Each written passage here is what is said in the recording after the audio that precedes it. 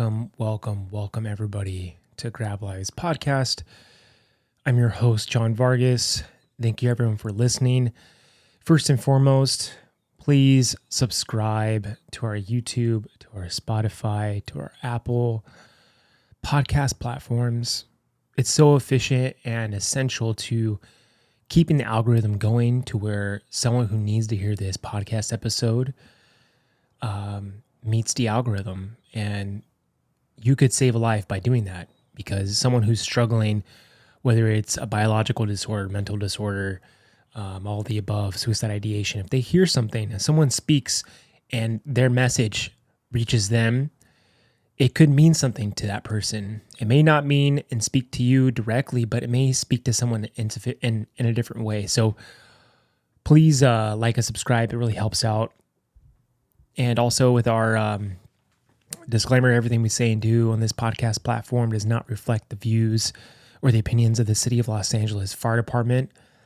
And for furthermore, today's episode and today's guest is really, really powerful in a sense where his name's Stan Kurtz, and Stan's, I don't know how to describe this guy, but he is a mad scientist in my opinion, and he is really profound, and he really has found some breakthrough evidence and research on how to clean the blood and how to elevate the biology of someone who has infectious blood, who has parasites in their blood, who has bacterial, fungal, or viral infections in their blood, and is able to elevate someone's efficiency in their life, and ultimately is able to connect them to their mind, body, spirit. Stan's got so many years of research, from 20 years of researching food allergies with preschoolers that he worked with, and getting kids out of autism just through diet. He's helped people with brain trauma, Parkinson's, and viruses, and Lyme's disease. And he really has a novel way of seeing something that no one I've ever come across who understands the body and the biology like he does. He's got some really fascinating information that's really worthwhile to listen to. It's a fascinating episode. In essence, Stan has so many things he's done. I mean, he's been featured on the New York Times, on 2 New York Times bestsellers. He's been on Larry King Live. He's been on the Doctor's show.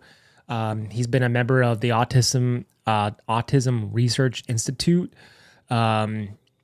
and also a parent liaison for the CEO of the American Academy of Pediatrics.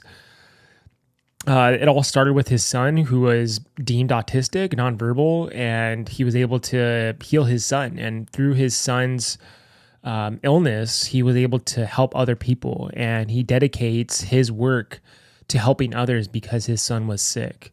And this guy has been a Ironman triathlete where he swam from Palos Verdes to Catalina. And he told me that story where he just basically dislocated his shoulder and ended up getting some fluid in his lungs and swam all the way. So this guy is just has so much determination, but his theories are super fascinating. And I believe that our biology reflects our psychology, that everything is connected, and he's just got so much to offer. So this is a long episode. It is 100% worth listening to, because his work in quantum technology and quantum healing is really essential. It's a very diverse, innovative way to finding healing and balance.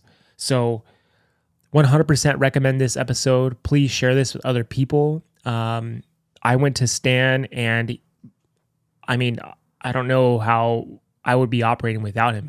I just definitely elevated myself to where I'm clear. I have little to no inflammation anymore. He's helped me with some of my injuries. He's across the board a very special person. So please listen in and take care. I love you. It's time for Grab Lives. Stan, Yes, sir. thank you so much, brother, for being here. Oh, thanks for having me, brother. I think, dude, I honestly don't know where to begin. There's so much to talk about, and But I think what was really profound for me was the way I came across your path, or how our paths connected. How did our paths connect? I actually don't remember. Well, so what happened with me is I had a friend that was serving Cambo, Yeah. and he has really bad psoriasis. And so I was just in my Instagram feed, this girl had been talking about her psoriasis. I don't know, she went to you. Oh, that was Aya, I think. That was Aya, yeah. And so what happened was she was, one of her friends had posted going to you as well. I forget his name, but he was showing a video of him doing the foot bath. How you helped him with some of his ailments and then helped her with her psoriasis. And I thought to myself, man, I could help one of my friends with his psoriasis. And so I looked into Aya and I reached out to her. I was like, hey, I'm really curious about trying to help my friend. And she referred me to you. And then I talked to him. He's like, oh, I can't afford it. I sent her his info and they connected, and he was like, I can't afford it. And then she was asking me if I wanted to go do this So detox. he didn't come? No, he did not come. Oh, would you reach out and make sure that he comes? We'll take care of that. Please. Yeah. Yeah. I don't want money to ever be a thing. Yeah. I made a commitment a long time ago when my son was sick. And while he was recovering, he was having a hard time. At one point, we went through bacteria, fungus, virus, parasites. I guess for context, my son was diagnosed with autism when he was 20 months. And at 24 months is when I started doing research to recover him. I didn't even realize it was a medical issue. Autism to me was like a lifelong thing. I had a cousin that had autism, and it was like a lifelong thing. Right. And he's a great guy, but at any point he could just go in the bathroom and be punching himself in the head and calling himself retarded. And it was hard to grow up with that and see it.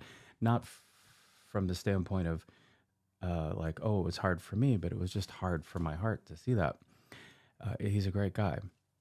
And when we got the diagnosis, I thought, okay, that's kind of the model of what my life is going to be like with my son. And I ended up going to a conference and seeing a scientist put up a slide saying that he had, not he, but kids with autism have high copper levels in their body. And I remember that was like my awakening when I was like, whoa, wait, that's a medical thing you're talking about. That's a physiological thing. Why are you talking about that related to autism? This neurological disorder. And that's when I was like, are there other studies? And he's like, there's a lot. And he introduced me to somebody that taught me how to look in the medical literature at science. And I'm a pretty logical guy, and I like to troubleshoot. That's kind of my thing, is troubleshooting things. It's always been like that. So I'm like, I want to learn all these studies. And I paid her to teach me how to look in the medical literature for studies, for science. And there were 750 biologically related studies on my son's condition.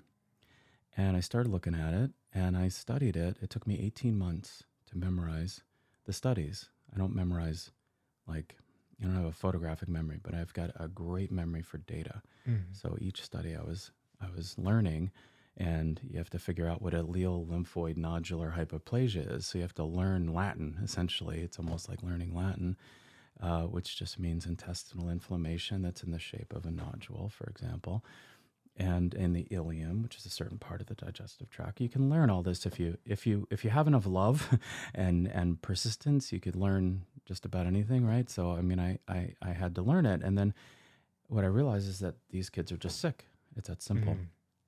And then from that, just developed okay, well, if you have this or this or this, what can you do in natural ways that are safe and effective first, and then things that might be a little more risky to solve the biological issue.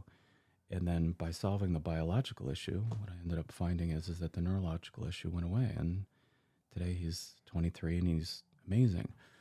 But the reason I brought this up, the context was, when we went through nutritional issues first, then we went through bacteria, fungus, and we were getting into virus. And when we got into viruses, pulling viruses out of his body, he regressed. And he was 3 years old, still in diapers, and he ended up pulling poop out of his diaper and smearing it. And my wife said to me, are you sure you're doing the right thing? And I looked her in the face and I said, I'm sure. And then I went into a room afterwards and I just cried because I'm like, I just lied to her face. But I knew that if I thought at the time that if I would have said the truth, it would have just complicated things. And then that's when I started praying. And I'm like, it's probably my first real prayer to God was like, look, don't screw me on this one. Like, and if you take care of him, my promise is I'll take care of anybody you put in front of me. So for your friend, my promise is I'll take care of anyone that's in front of me. And the ones that can afford it, great, because that just perpetuates this work and it helps to pay for people that can't. But I mean, every dollar I get, I put into equipment and research, and I just keep going, and I keep just enough in the account usually to pay the mortgage, and that's it, And I don't even have that in the moment because I just bought another piece of equipment. I bought a salt bath, device. It's huge, and so anyway, long story short, for your friend, send them. Well, in hindsight, what happened was, go ahead, back to you. Like so I knew about this, right? And I was telling you before that I kept having this intuition to go, and the time frame was bad. It was like Christmas time, my birthday and Haley's birthday. We always do something, and then I also just proposed to Haley, and so we just got back from Japan as well. So the timing was bad financially, and we were looking to book our wedding and all this stuff, and so a lot of money was going all over the place, and so. But I kept like in meditation, like to this thought, you should go do that detoxification. I didn't even know what it was, right? Yeah, that thing. And it kept coming up like over and over. And I told Haley one time, like in bed, I was like, I think I should be going to do this detox thing. I keep being drawn to it. And then I finally, contacted Aya, and I was like, hey, like I want to, do this thing. And then she was like, yeah, totally, come on by. And then it was really strange because when I was, preparing to go, there were a lot of things came up for me not to go, like like deterring me not to go, like circumstances at work were preparing me not to go, and then thoughts came that I shouldn't go, or this is stupid, but I know the difference between an intrusive thought and what feels like my truth, Which is amazing, by the way, that you even know that, takes a because while. most people don't. Yeah, I know. Yeah, we think these things are us thinking. Yeah. And they aren't until you separate what your intuition is compared to what the infections and other things they actually have a voice.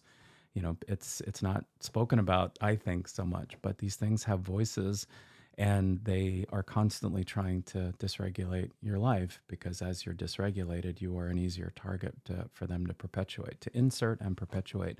And they literally, they're very smart, they're very old, and they literally latch on in the nervous system, and they sound like you. It's incredible. So yeah, this is so common. Like almost everyone has a journey to get there, and they come in and they're anxious, and if it's couples, sometimes they're fighting. We've been fighting on the plane ride the whole way. We've never fought like this before, and that's the way people are, coming into the door. I had one person who was driving at night, and she said, I can't find the street sign, like she literally couldn't even see the street sign to make a turn into the property. So yeah, that stuff is really common. Dude, and it's crazy. Well, speaking of anxiety, I was telling you, like driving to your place, I had an enormous amount of anxiety where I called Haley and I was like, hey, dude, I'm losing it right now. I don't know what it is. And when I finally showed up at your place, I was irritable. All these emotions came up, and I was like, man, what is going on? Like, and, talking to you, it was like the infection in me talking and trying to put up a fight, essentially, right? And when it knows it's going to leave, it's got to push itself to the surface and reveal itself and kind of show its face, right? Yeah, which is great. It's actually great. I mean, it doesn't feel great, but the fact that it's triggered, it knows that. I like it because it knows that there's a worthy adversary, and it's trying that hard. And if people realize that that's happening, and it's like, when it's threatened and does that, you can see it. You have a better chance of seeing it, because you were like, intellectually, you're like, why am I so afraid? This doesn't make sense. I'm just driving to this place, to get healing. Why is this coming up? So if people get that, then they can start to understand the difference between that voice and their intuition. Like intuition speaks one time. Your body will talk to you one time. If you eat the bad thing, you'll feel it one time. But if you do it again, most cases, it's like the body says, I'm not going to speak twice. And, I'll send out some cortisol and numb you because you clearly want to do that. Your body's exceptionally loyal to you. And but if you hear like chocolate cake, and it's multiple times, that's not your voice. That is literally a fungus or parasite that is latched on talking, telling you what it needs in order to survive.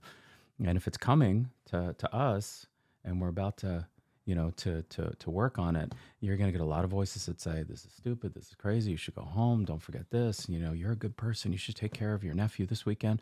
Like that type of stuff happens a lot. I'm surprised actually that more people don't just not show up. It only happens once in a while, but now it's really interesting. Like people do come, but almost every time, like I remember you walking in the door and I'm like, this guy's like a stone, like what's, it's like he's here, but he's like guarded. He's like, all the things are up, but for me, I love the human beings that are inside. And I've learned to just look at the person that's on the inside and anything else is not personal to me.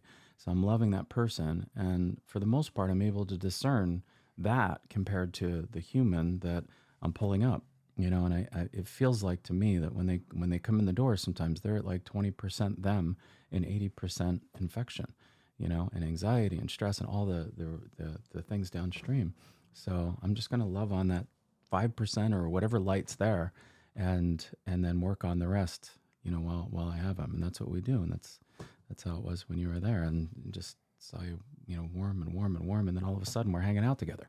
Yeah. Like we're just in a room hanging out, and yeah, we're working on things, but it's like there's, day 2 and day 3, people are like, wow, why is everybody's amazing here? How is that possible? Like, where did these wonderful people come from? And they're, just a bunch of clients, and it's like, this is what humans are like with their heart open. This is what it's like. And everybody's capable of that. So yeah, it's everybody's capable of a high amount of anxiety and trauma. And with that, they're capable of almost any behavior. That's humans in general. But the other side of it is that everybody, and I mean everybody, and I've been into prisons and things like that, everybody's capable of opening their heart and being unbelievable. Some of the most amazing people I met were people in Folsom Prison that had killed people, and they were some of the most enlightened people that I've ever met. So the capability of us having our hearts open. That's a good story. I would love for you to tell that story. Want to say more? Yeah. Okay. So I was invited to go into Folsom Prison to help, some prisoners, this kind of thing, and go in and share work and do work in there. And I went, and when you get in and, they shut the doors and they bring you, there's an area where they hang out outside, right? And it looks just like it would from a movie as far as this gang is here. It's like the Crips, the Blood, like it's that out there on the yard. And these are all people in this prison who are in there for murder or double murder, and usually it's close quarters murder. That's where we were in. And it doesn't mean they did it, but that's what they're in for, just to say that. But, and then there's a church just off of that. So we're walk through the yard, and I you kind of have this feeling like you're a target, walking through, like you're an animal in the woods being hunted kind of thing. And you go into the church, and as I walk into the church, there's a dude sitting there. And as soon as I walk in, he goes, I can't trust you. You don't deal with your anger right. And I look over and I'm like, at this point, I don't know what the whole deal is. And I'm just like, oh man, you don't know me.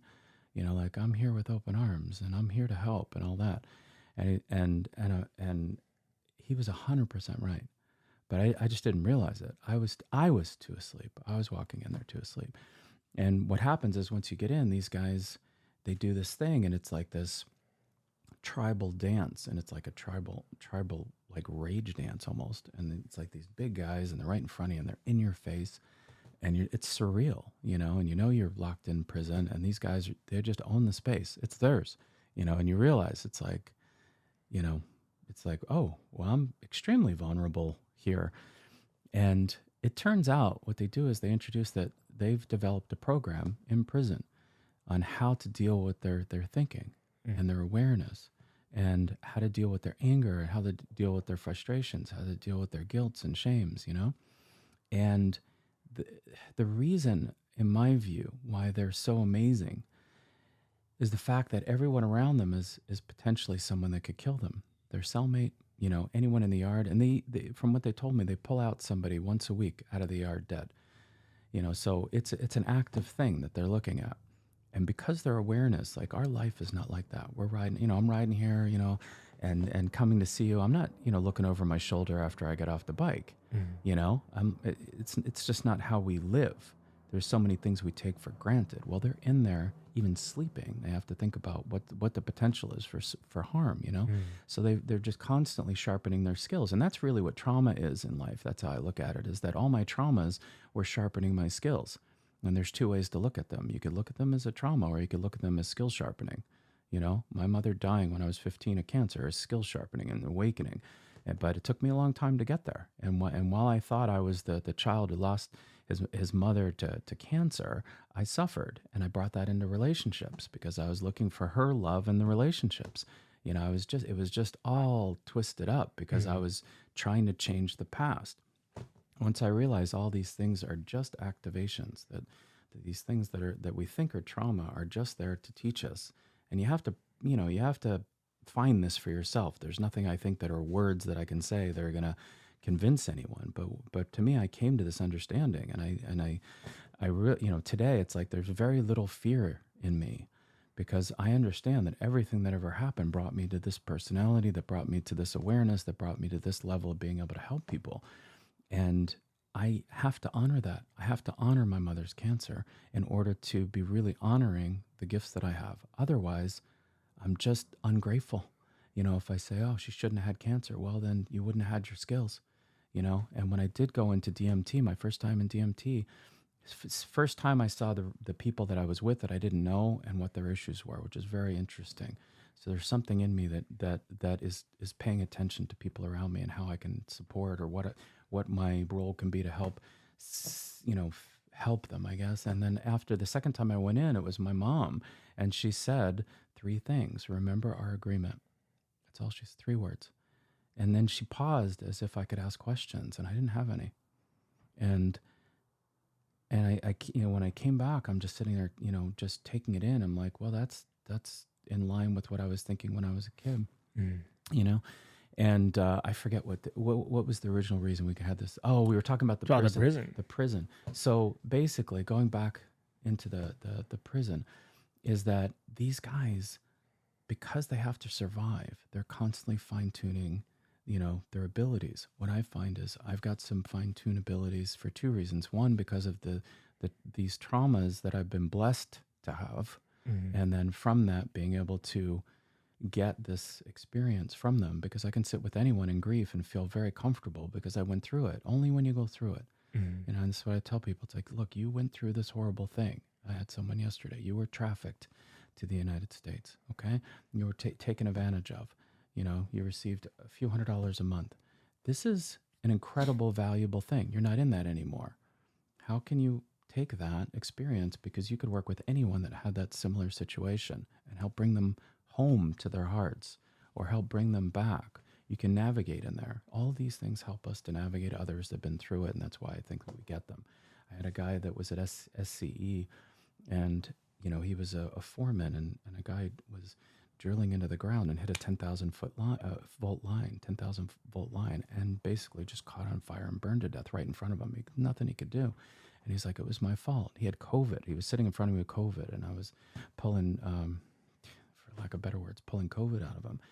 And this came up inside of it. And I'm like, how is that your fault?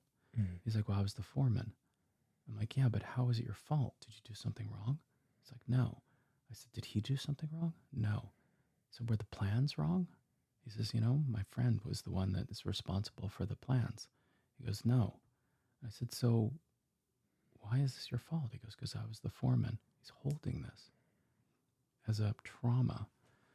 And I said to him, well, who made the man? He's like, what? I said, who made the man? He pauses, and then there's a cross, on his wall. I kind of had a hint that he's religious. He's like, God did. And I said, okay. I said, and who took him? I said, God did. I So why are you taking responsibility for God's plan and holding it inside like you did something wrong? That's just a lie. You're just not recognizing that there's something going on here that you're not responsible for.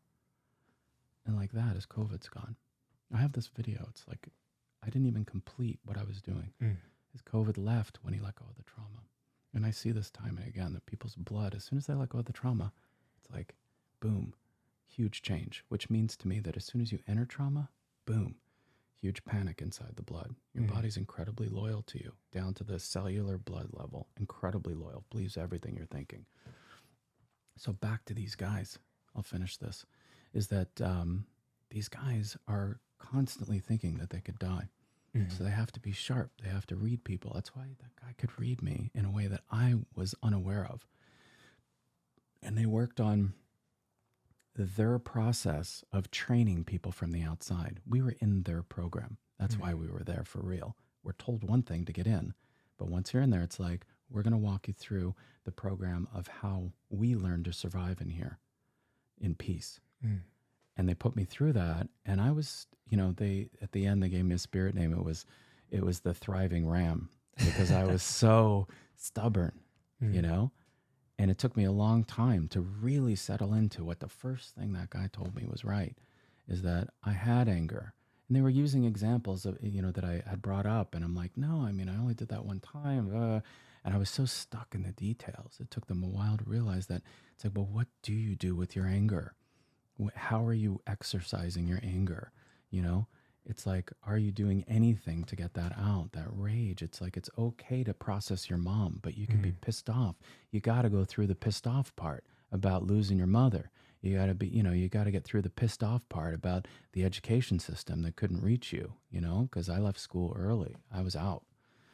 And it's like having that, and then going through it. And at the end, there was trust exercises and these other things. I was just in love with these guys.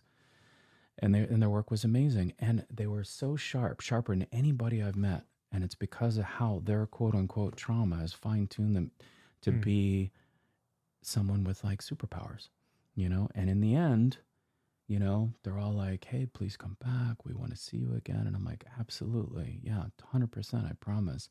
And then the team that brings you in walks you out and says, you can never go back in there again. We don't have anyone back twice. We don't want to create any relationships like that at all. That's the end. I've never seen those people again, but they're with me all the time. I can tell this story and I hold it with such reverence because I know I can't go back there, but they're here. And that was an amazing thing to me, is that it gave me examples of the trauma creates, if you wanted to, and sometimes you have to do it like your life depends on it. Because to me, trauma is also laziness, at least in me. When I was traumatized over those things, I just didn't do the work to go back there and to see that the thing is actually for our own activation.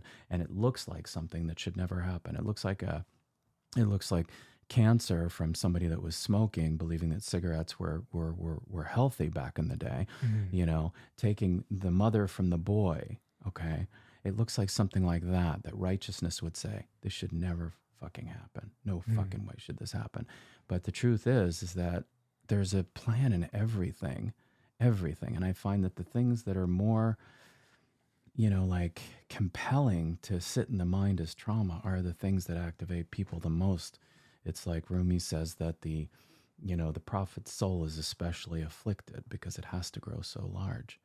Like that, to me, is the thing, is that if you are blessed with the unconscionable thing, you have an opportunity to grow in a way that no one's ever seen.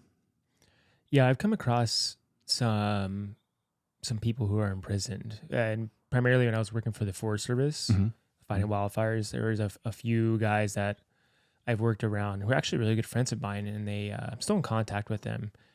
And hearing their stories, how they went to prison for 10 plus years, for a mistake that they made. And then the entire time I started to get to know them, they were super sovereign beings, and a lot of them would hand me different books that they read in prison. Some of the most popular books that were being passed around were extremely conscious books on how to understand the power of self and to understand your belief systems, how to understand that the government really doesn't have your best interest in mind, and Right. and all these things. And I just remember hearing their stories individually of like how they ended up in prison, Mm-hmm. their times in prison, Mm-hmm. and it really shook me to the point where, because I was a young, probably like 20, 22 at the time, Mm-hmm. so I really was just absorbing information and mentorship from these people. Right. And it's just funny how, the people in prison, they, I don't know, it's just like an interesting perspective, right? You're kind of encaged. Yeah. And I remember seeing this video of this, I want to say a therapist that went to a prison and had everyone stand in a circle and had a mic and a small little speaker next to her. And she yelled out, "Hey, if you've ever been abused as a child, step Right. forward. Awesome. If you've ever been yelled at by your mother and hit by a parent, step forward." And she went through this long list of childhood, abandonment things and physical traumas, sexual traumas. And by the end, I would say 95% of them were We're towards the forward. middle, like towards her. Right. And I remember watching that, and I had like chills, Yeah. just like amazing, like to see how they all had this common connection. They all looked at each other at the end like, whoa, like what did we just acknowledge within ourselves? We have a common thread here, Yes. right? Was this the activations that made us who we are? Yeah. And I love how you mentioned activations, right? Because they truly are a spark within, and it ignites the spirit within the self, a form of the true self kind of guiding little marks on the timeline to have this sense of self, for your gifts. Yeah. And, it takes a long time to actually recognize that, Yes. Yeah. but I It'd be think really painful. I do want to take it back a little bit to kind of see what you do for your work, because we could, like I was telling you before, like we can go on and on and on by so much with so much stuff, man. And I love hanging out. but I do want people to kind of hear about what you do. And I know you mentioned a little bit of your story prior about your son, and your son was really your focus, your focal point of how you ended my up here today. activation. It's like my So- activation in this work. I think, for me, like I know my health is wealth, and Right. my biology reflects my psychology. So this last year was really about me getting into the body and really about me getting into my biology. Mm-hmm. And so I started making small micro changes that were really helping me along the way, and got into gut health. And I'm sure we'll get into that in a second. Sure. Getting into my fungal infections, because I did like a organic acid test, and I saw I had, overgrowth of candida in my body. Right. And I was like, okay, what is candida? Is that a And- urine test, by the way? That was a urine test? That was a urine acid test about a year and a half ago or so. And so Great Plains Laboratories, I think, is the only one that has that test. That I forget which lab it was, but I was starting to study these things. I was like, whoa, like Yeah. I'm being affected. My anxiety is a reflection of my biology and these other things. And so I really dove deep into biology. And what we were talking about earlier, kind of some bits and pieces, was like basically your infection in your body and your blood. And that's what you do, is essentially looking up at blood work, right? Yeah. Parasites Mm-hmm. and fungal infection and viruses, Right.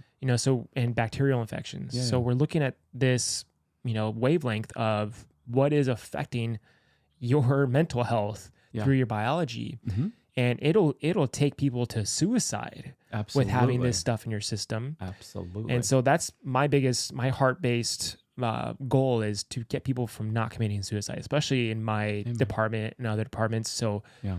but I want people to understand how important it is, because it's a pivotal time to really open our eyes to what is actually underneath the surface, and getting past the lies of what we see on, what we've been taught, and getting through to what's really in light. And essentially, like, our cells are multifaceted, multidimensional, and they're antennas to receiving thoughts, to receiving our emotions.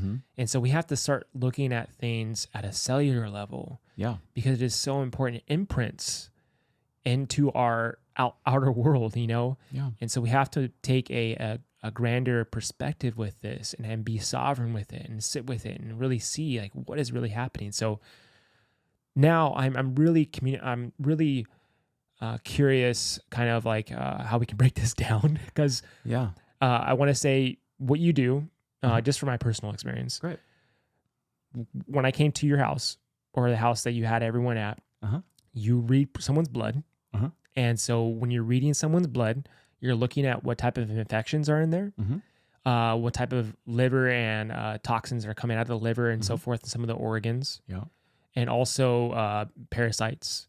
And we have a story kind of talking about like the water I was drinking, right? Of the parasite. Yeah, that's right. That's right. That's right. Yeah. But so you're looking at someone's blood and you're looking at their physical body. You're like, okay, Yes. how are you feeling? Yeah. How have you felt the last 10 years? And what I was telling you was like, I've been having chronic pain for the last 10 years. And you read my blood and I had like up to 9 different infections in my blood. Yes. And these large tapeworm type parasites in my blood. And inflammation. And total inflammation. So just to kind of start off, and we can kind of move forward with just the blood and what you do with that. Okay, cool. I like your guidance. I'm Okay. So the way from a high level, the way I look at this is that we're driving around in vehicles that didn't have a dashboard, that don't have a dashboard. So it's like we're driving it, we're beating it up, we're taking it down, bumpy roads, we're not changing the oil, we're doing all this stuff, and we don't have a dashboard from the engine to say this is the consequences of what we're doing, how we're acting, how we're thinking, the decisions we're making. Looking at the blood is that dashboard for me, and for whoever's with me. It's an easy way to see the ramifications in your current state. And then with that, I mean, it's great. It's like one drop of blood wakes people up. You're like, whoa, So, I mean, there's other ways, but that's the primary one we're talking about right now.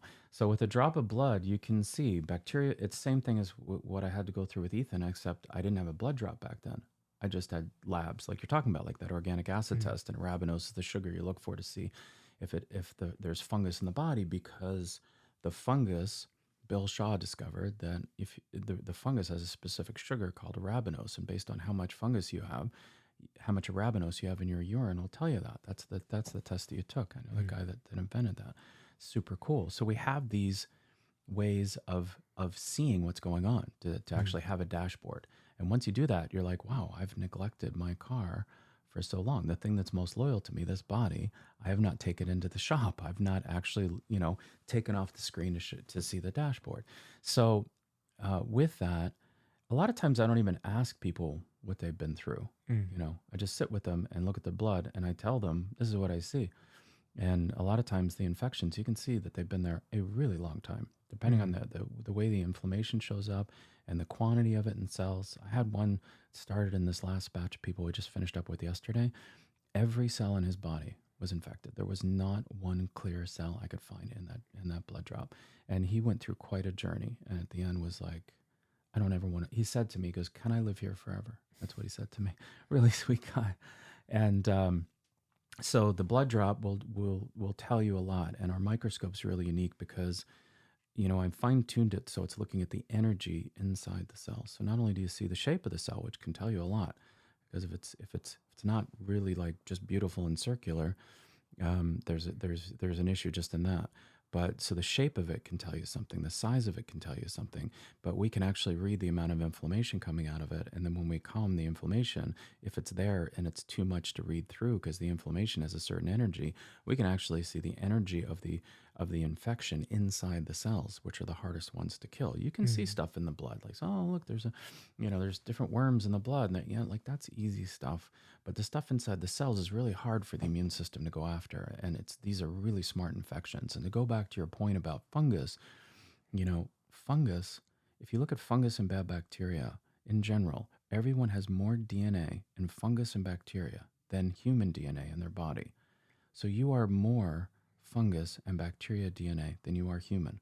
So if you start to think about it, that's how these voices can be created. And these are old infections, been around longer than man. Fungus has been around longer than man. And when it's in there, it is an incredibly smart infection that is there to survive, there to weaken you, and there to do everything possible for you to make the wrong decisions for yourself and the right decisions for them. So, and it's happened since like the earliest of days. So the truth is humans don't realize what our potential is because we've been muted from the beginning. So, when you start to see really, really clear people, like when people even in day 2 are like, oh my God, everybody's so amazing. It's like, that's what clear people have the potential of. And we're just touching the real potential. Mm. It's like, what if you had a clear person that was clear for 10 years? What would that person look like? What would their capabilities be? You know, and that's why like I look like what we're doing is like, we're just, you know, we're changing people's trajectory. What is that like 10 years out? I look forward to that because we don't know who we are. So the blood gives you a current state of what's going on. And, you know, we go after the kind of the biggest things first until we just kind of scrape and get the blood, you know, the blood's, you know, down to very simple, having red blood cells that you can see through, that there's no infection in there, that there's no inflammation, that the count is right. Because a lot of times the density is so dense that the immune cells can't go in there and just touch all the other cells. So you don't need to be educated in this work, because when you see it on the screen, the reactions when people see it, they're like, oh God, that looks horrible, you know? And at the end, it's like, oh my God, it looks amazing. It looks like a universe. It looks beautiful. I see stem cells and I see the immune cells are like glowing and the cells look so perfect. You don't need an education. You just need the dashboard. And that's what this does. So that this, you know, and the unique thing about it is that we've got it dialed down to actually being able to see energy. And that energy is showing us things that people don't realize. Like a lot of blood analysis will say, like all this little scattering things, in, you know, in the background. Oh, that's bacteria. We got to treat the gut. Most times that stuff in the background is stem cells. And if you look at it really closely and look at the energy, when you see big stem cells and you see those little tiny ones and you get in there close, you actually see the same thing, the same energy pattern. It's like, dude, don't treat fungus when it's not there. You know, you're actually killing your stem cells. And then you get to see, like you mentioned parasites, what we learned through the energy microscope. And this is a discovery, I think it's almost exclusively ours. You know, I did some stem cell work with my son where we were triggering it with vitamins. I'm not a big believer in injecting stem cells into people yet. I don't know that science well enough to know what we're doing. But what we can do is we can trigger stem cells with vitamins, actually nasal sprays. We see it. We know how to do that. And then when we were doing that, what I found is my son ended up with like parasites that he didn't have 2 days before. And I'm like, what? This is so strange. How did that happen? And we're looking at the parasites up close. And we already identified exactly how to look at a stem cell with this methodology all over the parasites. And you saw this too. I showed this to you. These stem cells are all over the parasites. So these parasites are so smart. They can pull in, they're attracting the stem cells from you. They're attracting this life force from you, this healing, this beautiful, amazing healing technology into itself to grow. And that's what's going. People are like, oh, is the stem cell trying to kill the parasite? I'm like, no, it's not working like that. When you excite stem cells in the face of having parasites, you are growing your parasites. This concerns me because the number of people that are going down to Mexico to get stem cells for something, I think that they're actually pre-setting themselves up for possibly disaster in a way, because if the more parasites you have and the more Lyme-like condition, I call it a base infection because it's not exactly Lyme, but it looks like Lyme and it acts like Lyme and it could be Lyme that's been we don't know how exactly it happens, but so many people have it. If you have that base infection, you have parasites around the parasites, you'll see these things advance into leukemia-like cells. And I say leukemia-like because I don't diagnose anything. I just explain experience. But basically, if you were to look at those cells, take pictures of it, and look at pictures of what leukemia cells are published as in the medical literature, they look the same. And then those people have been diagnosed, some of them have been diagnosed with leukemia. That's how I kind of get there and say, you know, I just want to say these things so somebody doesn't go, he just said. So, yeah, so you can literally see the cellular current state. You can see the parasites if they exist. You can see the stem cells on the parasites that if you, and the nice thing is when you kill off the parasites, these stem cells repopulate into the plasma. So you get those back. They don't die. It's interesting. They don't seem to die. It's like the larger ones that were on the parasites are now in the plasma and they weren't before.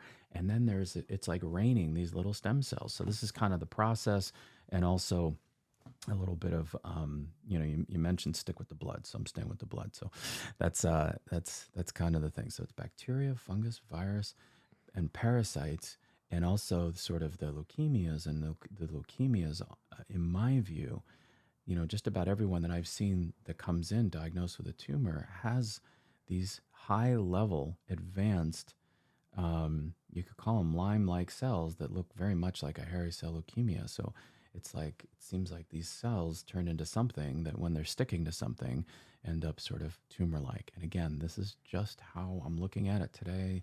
And I can't prove anything through scientific studies, but I can tell you when we start removing these things from people, the conditions start to go away, the symptoms go away.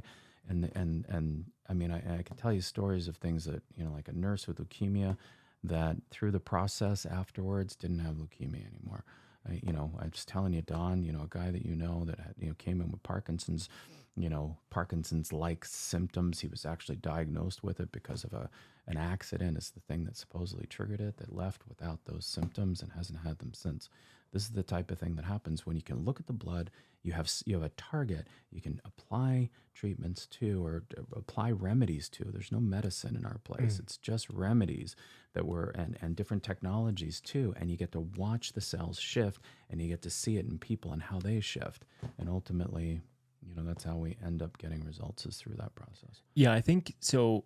My biggest thing with you, Stan, is anytime I ask you a question, because I ask questions, you know what I mean? And Yeah, so you would give me the data of something. Everything you do as a service or as a treatment, Yeah. you have tested yourself. You've tested it on yourself. Yeah. And you've tested it to make sure it's being used properly. Yeah. And so there is no malarkey here in a sense of like It's not a guess. the things that you're doing. And so that's why, it's very admirable to just watch you work, because you've done the data yourself, you've tested it, and you've worked with it on other people when you've seen results. And so if you don't get results on anything, it's bullshit, right? Yeah, it's out. But if I can't have to validate it working, it's not snake oil, you know what I mean? And so I definitely like that part about you, you know what I mean? And so we're going to get further into the food part, but that came it's from my definitely son great. though. That came from my son, because I'm like, lots of people say things, and we, or I'll say me, but I think it's we. I don't like speaking for other people, so be careful about how you perceive what I'm saying in pronouns. But I was asleep. I handed my kid off to to the doctors, and the doctor was a good guy, but he has a certain set of tools and he's trained in a certain way.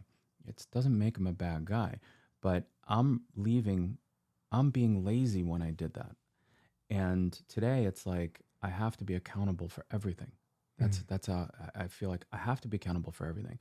And it doesn't matter who you are.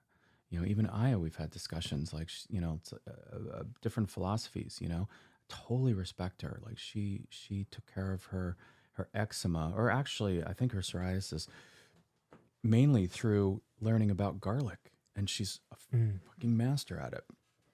But it doesn't mean that everything anyone says to me is going to go straight in. It's like, I will acknowledge your mastery in that space because of your experience and your outcomes, and the science supports it. And that's kind of how I weigh stuff. It doesn't mean that you get a free pass. Everything you throw at me, I have to think about. I have to take a look. Does science support it? There's so much data in science, and science is a language. People say, well, do you believe science or not? And it's like, no, it's like saying, do you believe French or not? Science is a language. You can hijack it. You can make it say anything you want. So the motives of the people that make a study matter. So looking at the author and seeing what they published in the past will help to tell you what it is that they're publishing and why. I feel like science is more like a religion. A religion? How so? What do you mean? Well, people put so much trust in it, to quantify something. I see. And they put a lot of their belief systems into it, and it can be very dogmatic. You know what I mean? Yeah. And so anything that alters belief systems is very tricky, and you have to be very, very careful. And even with doctors, right? Doctors go to med school, and everything that is supported by their education has been antiquated before they even stepped in the door. Yeah. And that's a system that's already been set in place over the years, right? Yeah. So when the doctor becomes a doctor and he knows all this information and maybe touches some patients, during their last 2 years of med school, right? They're figuring things out. And that's why they call it they're practicing medicine, right? Sure. you practice it on people. And so I think this is just through my years of working in the medical field, like, and seeing different doctors. I've only known a few good handful of doctors who knew what the hell they were talking about. Yeah. And it seems very strange in a sense where even when you give someone a diagnosis, you're altering a person's belief systems. Now that person hears something, they tend to believe it. And now there's a sense of fear that's surrounding it. And now they grasp onto that, and that can be a slippery slope, 100%. I find it pretty interesting. And then that's just why, we would have these types of conversations all the time and be like, that's an interesting perspective, you know, and it comes from personal experience from, I think, the lockdown that really shifted a lot in everyone really working in the medical field. Yeah. There's just a lot of fear, like fear-based diagnosis. There's a lot of fear-based data that's backing up a lot of these things. And I recognized that during the lockdown, I saw fear as the virus. Yes. Not COVID. Right. Because it was a massive agreement on a collective scale of fear. Yeah. You know what I mean? Worldwide, above all countries even. And that's the thing I thought was amazing is like I was looking at it going, every country's bought in. Like what thing or what energy could be higher than anyone's thinking that's above even individual countries. So that was a really massive scale thing. But to the point of what you're saying, one of the things I found, because I used to interview families that recovered their kids from autism in the early days, that I was just focused on autism. And what I found was there was like two things that they all did. There was only two. Like I was just trying to figure out like, okay, what things I don't want to miss. And the two things were, number one, Epsom salt baths, strangely enough. Like every family I talked to had, a recovered kid did Epsom salt bath. Epsom salt baths doesn't recover your kid, but that was in there. And the second thing is that they all had a shift in thinking. If you had a recovered kid, you had a major shift in thinking and you became accountable for much more in your life. Decisions, not giving anything away. And at first I thought it was sort of spiritual. I didn't quite understand it, but it's just they became more accountable. And for me, I had to learn a high level of discernment. Like I was talking about how I communicate with even people that are masters in their space. It's like people were coming to me with ideas and I'd be like, okay, I'm going to research that. They seem like a good person. They're very passionate about it. That would be my discernment level. And then I go into these rabbit holes. And then I said to myself, look, I'm going to give myself till Ethan turns 3 years old before I execute anything. I'm just in a learning phase from, 20 months to 36 months. So I gave myself that time, or 24, depending on, when he was diagnosed twice. But anyway, so I turned it up. But at some point, as I'm getting close to 3 years, there are more people saying, you should try this, you should try that. I'm like, I just don't have time. I thought I had it. I thought I was like really mastering, the landscape. And I'm like, wow, there's more rabbit holes. And I know that one's going to take a month and that one's going to take a month. And I had to say, okay, I need to build a discernment mechanism here. How do I discern? So I decided that if you come to me and I may love you, and you tell me something you're passionate about, I need to question where this is coming from, number one. So, somebody with, a child with autism say, you should try this, try. I go, okay, yeah, got it. Very good. Thank you. Oh, by the way, how's your kid doing? They say, oh, well, they're not doing so well. Done. I don't even look. If they say, oh yeah, my kid's doing amazing, we're so blessed. I'm like, okay. That data coming in is something valuable because they have something that I'm targeting.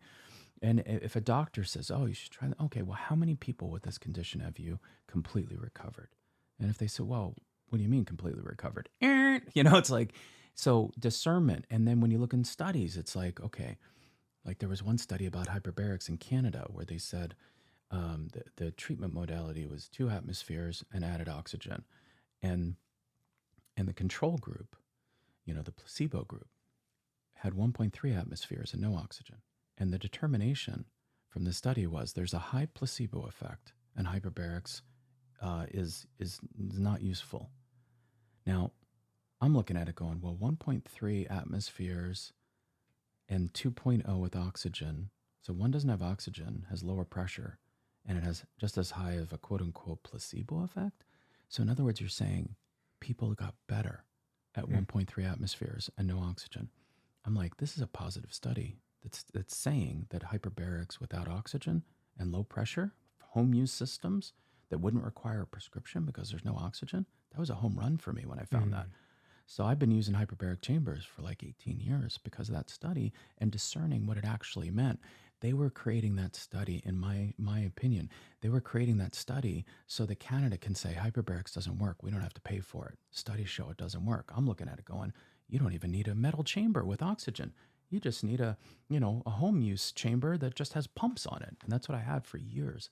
And I saw all sorts of people like Don, the guy he had a traumatic brain injury. He could barely think. He had trouble speaking. It's like as soon as we started doing the hyperbaric chamber and we cleaned up his blood, boom, he's the guy you met. And it came from just 1.3 atmospheres, no oxygen. We use 1.5 now. But anyway, so how we discern is really important. And if you can't discern, get somebody who can discern. Maybe you don't have the time. You've got, people have to work and make money. And that's part of the problem in our system is the fact that we're so busy living. We're barely holding things together. And when you get an autism diagnosis or a diagnosis with a chronic condition, most people don't have time to sit in the medical literature. The doctors have to pay off their loans. They can spend 15 minutes a patient. They don't get much time. Doctors don't read science for the most part. And if you get one that does and spends a couple hours a week, that's amazing.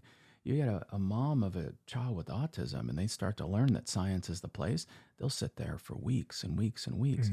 Those folks will understand the science better than the doctors will. So that the system itself is there in a way, if you understand the mechanics of it, it's flawed in a way that it doesn't really cause the doctor to think so much or to troubleshoot. Like I think I'm a really good troubleshooter.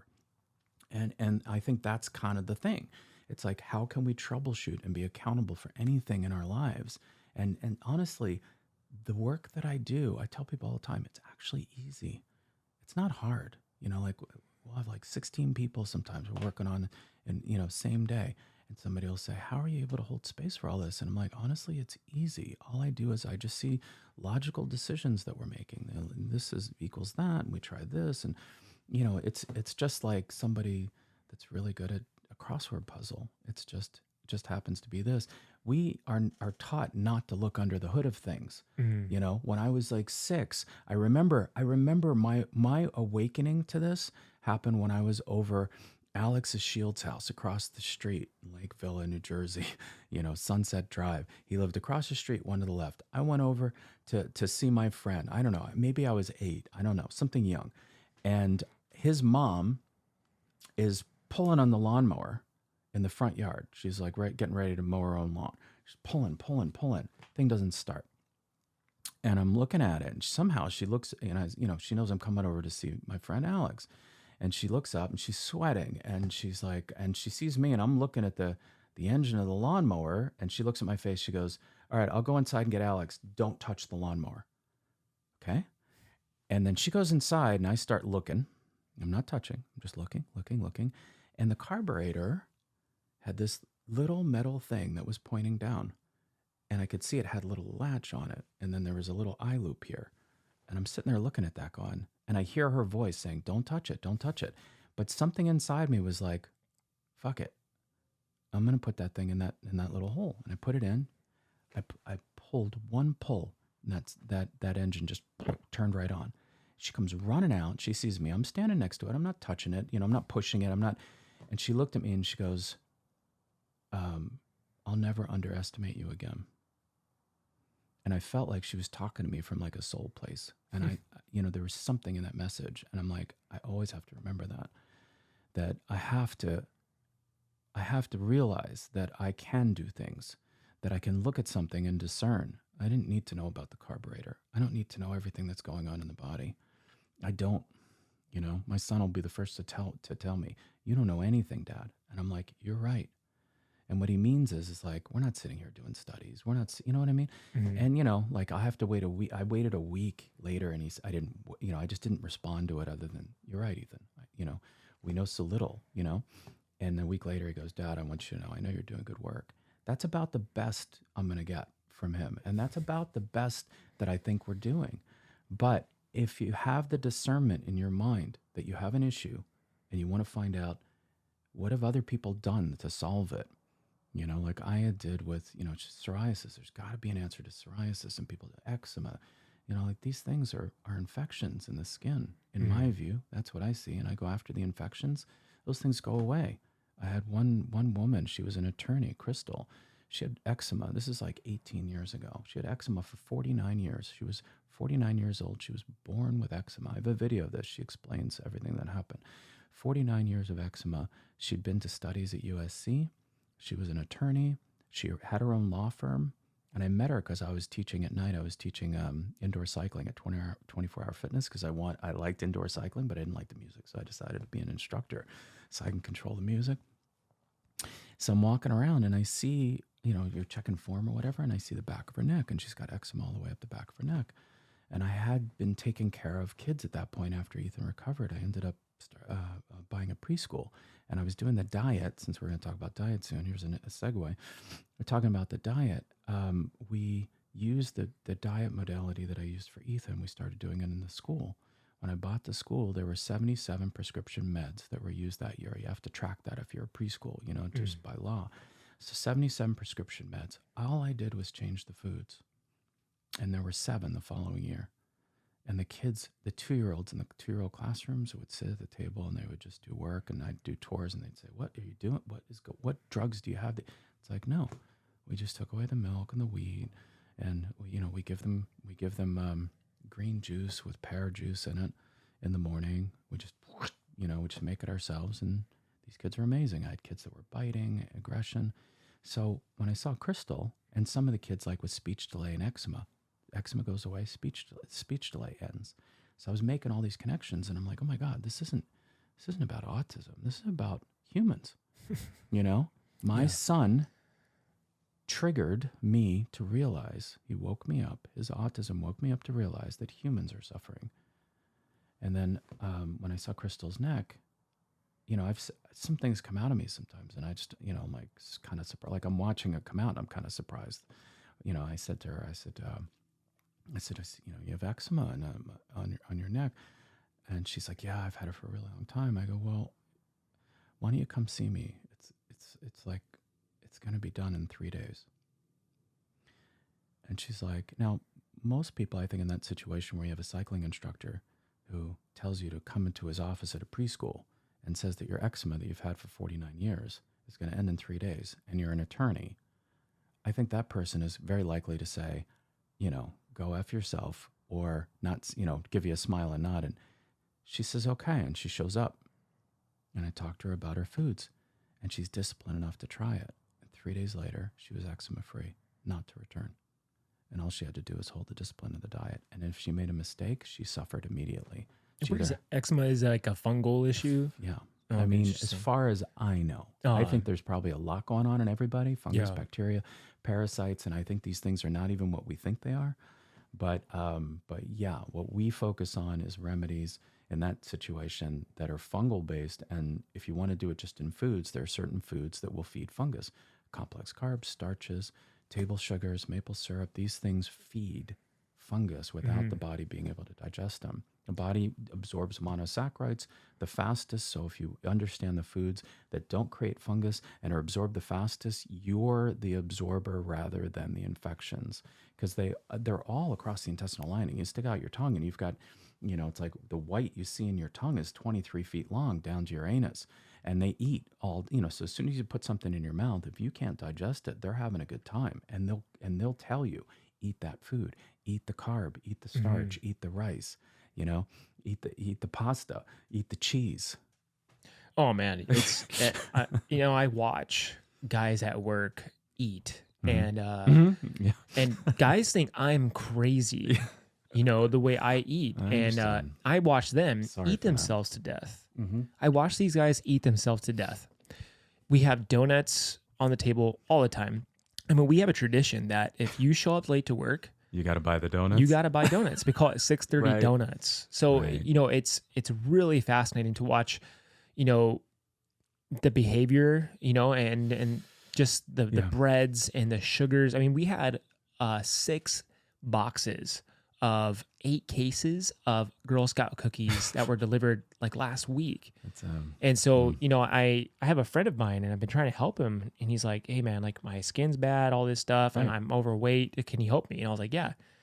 And I saw him going in the freezer and getting these Girl Scout cookies. And I was like, hey, man, Asleep. I Yeah. was like, why are you doing this? He's like, you're trying to help yourself, and then you're destroying it by putting this stuff in your body, you know. And I had I live and work in a shame-based culture Yeah. where if you're different and you're, you know, threatening the paradigm of the normal stuff, Mm-hmm. then you're seen as you know, a threat, Yes. essentially, right? So, you know, my behavior By in the eating way, certain foods, right? that's how parasites and fungus react. Interesting. Is that if you are threatening them, they will punish you. It is an abusive relationship. Please continue that Interesting. thought, and I'll pick that up. No, Go yeah, ahead. and so that makes sense, right? And you know, I find it so fascinating to just make small changes, right, in Yeah. my diet, and stick to my integrity That's with it. how I want to feel my body, Yeah. you know. And I still feel like just eyes on me, you Yes. know, and that energy of just like Yes. a judgment and shame placed on me because of how I choose to eat, you Mhm. know. And I just remember talking to a captain, and he was telling me, he's like, "Oh, you're gonna start talking about conspiracy theories of what food you're gonna eat right now," and he said that to me as Mhm. a judgment, you know. Yes. And I find it to be really fascinating, and to receive that, right, that judgment, and Yes. because I stick to my integrity, you know. And essentially, I heard this quote. It was you know, food is medicine until medicine becomes your food. Yeah. And I just want to operate with the highest capacity and Mhm. influence on how I can just walk without pain and feel clear, right? And so, you know, going into what we're talking about with food, I find it to be enormously important just to make small decisions. And it Mhm. really is, the power is in your hands to make that decision, you know. 100%. So going into food, right? We mhm. talked about how this woman was able to transcend her illness that she had for such a long time through Yes. just eating different foods. And she said, my thinking is better. I deal with stress better. I wake up before the alarm, and I used to sleep and hit snooze for like an hour. She literally, she's like a scientist and an attorney. Mhm. You know, she literally is outlining the things that changed in her life. And she even like played around with it, which I never recommend. But she's like, I added some wheat, and my arthritis came back. And she goes, I used to take Advil every day because I had trouble walking. She didn't even tell me that. She just talked about her eczema until she recovered. And then and I like, oh, I didn't know that. And then she said, oh, I had rice, and I had a stomach ache, and I timed it. It was 6 hours. And she laughs. All this is on this video from 18 years ago. It's I have a YouTube channel. I removed gluten from my diet a while back. Yeah. And then when I would introduce it, you know, by accident, It would hurt. I would have hives. Yeah. I had hives break out in my stomach one time, and I was like, dude, Yeah. I was When like, you're this stuff clean- is insane. When you're clean, your body begins to talk to you again. So Yeah, if and you if I you eat realized wheat that. all day long and do it all day long and have the donuts all day long, you're numbed. Your body decides to numb you. But once you pull it out and your cortisol levels drop, you're actually able to feel your body talk to you. And then when you add it in, like she had trouble with her arthritis, she had a 6-hour stomach ache. It was insane. She's like, how could I have had this now? It's like, that's what was going on damage wise, but you were numb to it. So yeah, it's a huge deal. Okay, so what foods are good to eat? And just to kind of give some basic bullet points. Yeah. You know, because we were talking, and you told me certain foods to remove. Yeah. And I was like, whoa, like, and you told me the reasons Like why. egg And- whites. You're probably thinking about egg right? whites. And I was like appalled. But you have done the data. You've been testing this stuff for over 20 years, right? And helping first your son Ethan to recover from autism, and then you're the working at preschool. preschools and testing each type of Hundreds. food and what Hundreds, yeah. people are allergic to, right? Mhm. And so, you know, just to explain some of the basic foods we are kind of aware of, just to absolutely remove from your diet, and then some foods we can't eat. This is one that's hard for people to hear, because as we're saying this, your infections are going to tell you that this guy's crazy and can't do it. And basically the infections are like an abusive relationship. The way they make you hungry is through punishing, and the way they make you feel satiated is by removing the punishment. That is an abusive relationship. When you get past that stage, and I tell people, like, just take a month and dedicate this and see how you feel. Forget the conjecture, forget the resistance. Check this yourself. Be a scientist. Do this 100% for a month, and then let's sit down. Because otherwise it's theoretical, and I'm talking to parasites and fungus. That's it. So let's just get to the data, and you're going to be the data. So, and then what happens is, and Crystal in that video starts to say, and now I crave the proteins and the vegetables. She goes, and then it reverses itself. And that's when the body actually gets a chance to take over. And you're not listening to the voices of the fungus because you've killed them off through starvation. So the foods, basically, we call it the PVP. It's protein, vegetables, and I start off people with just pear. And how did I get, and people say pear, and I say, yes, pear. How we got there is this. There's only like one mentor I feel like I have. It's a woman named Elaine Goshaw who saved her kid from having colon surgery for her ulcerative colitis in the 1960s. She found a doctor named Dr. House on 92nd Street in Manhattan. He was 92 years old at the time practicing. It was a very spiritual thing that got her there. And she was actually working on the Manhattan Project. Really smart woman. Her husband was an atomic scientist. They were like, we cannot take out our kid's colon, but Judy's bleeding into the toilet at night sometimes. She's having night seizures. She figured out through Dr. Haas that certain foods are not digestible because of their molecular structure. And she went back to school and studied microscopy of intestines and got her master's in that as just a mom. Super cool. What she found, and what Dr. Haas, and who knows where this originally came up from, when people are looking at molecular structure of food, the way it works is your intestines can absorb single sugars, and simple molecules only. Everything else has to be broken down. And in the breakdown process actually is kind of against the body, because in order to do it, you can't have any mucus in your intestinal tract. The microvilli has to be able to release these things and has to directly touch the proteins and pull them apart. This process takes a long time. Somehow along the way, we ended up with intestinal fungus. This stuff loves any delay and will eat. And as it eats, it creates gas, it creates alcohol. Essentially, some of the kids with autism, you see, they look happy, they're giggling, and they look like they're drunk. They actually are drunk, probably, is how it seems. And their arabinose levels are off the chart. So they have lots of fungus in them. And when you take care of the fungus, the drunken symptoms go away. And when you take away the foods that feed the fungus, they start to get better. And then you take care of the rest. And that's how a lot of these kids are recovering. Anyway, back to your question. So what foods are digestible naturally in the body? Proteins. So you're talking about meats, no problem. Chicken, you want steak, go for it, no problem. Fish, be concerned about mercury, you can, and sushi. I do talk about doctors like I talk about sushi in a way. It's like, sushi's everywhere. In order to get a really, really good doctor, it's like going to Nobu. There's like one, there's like two, like you were saying.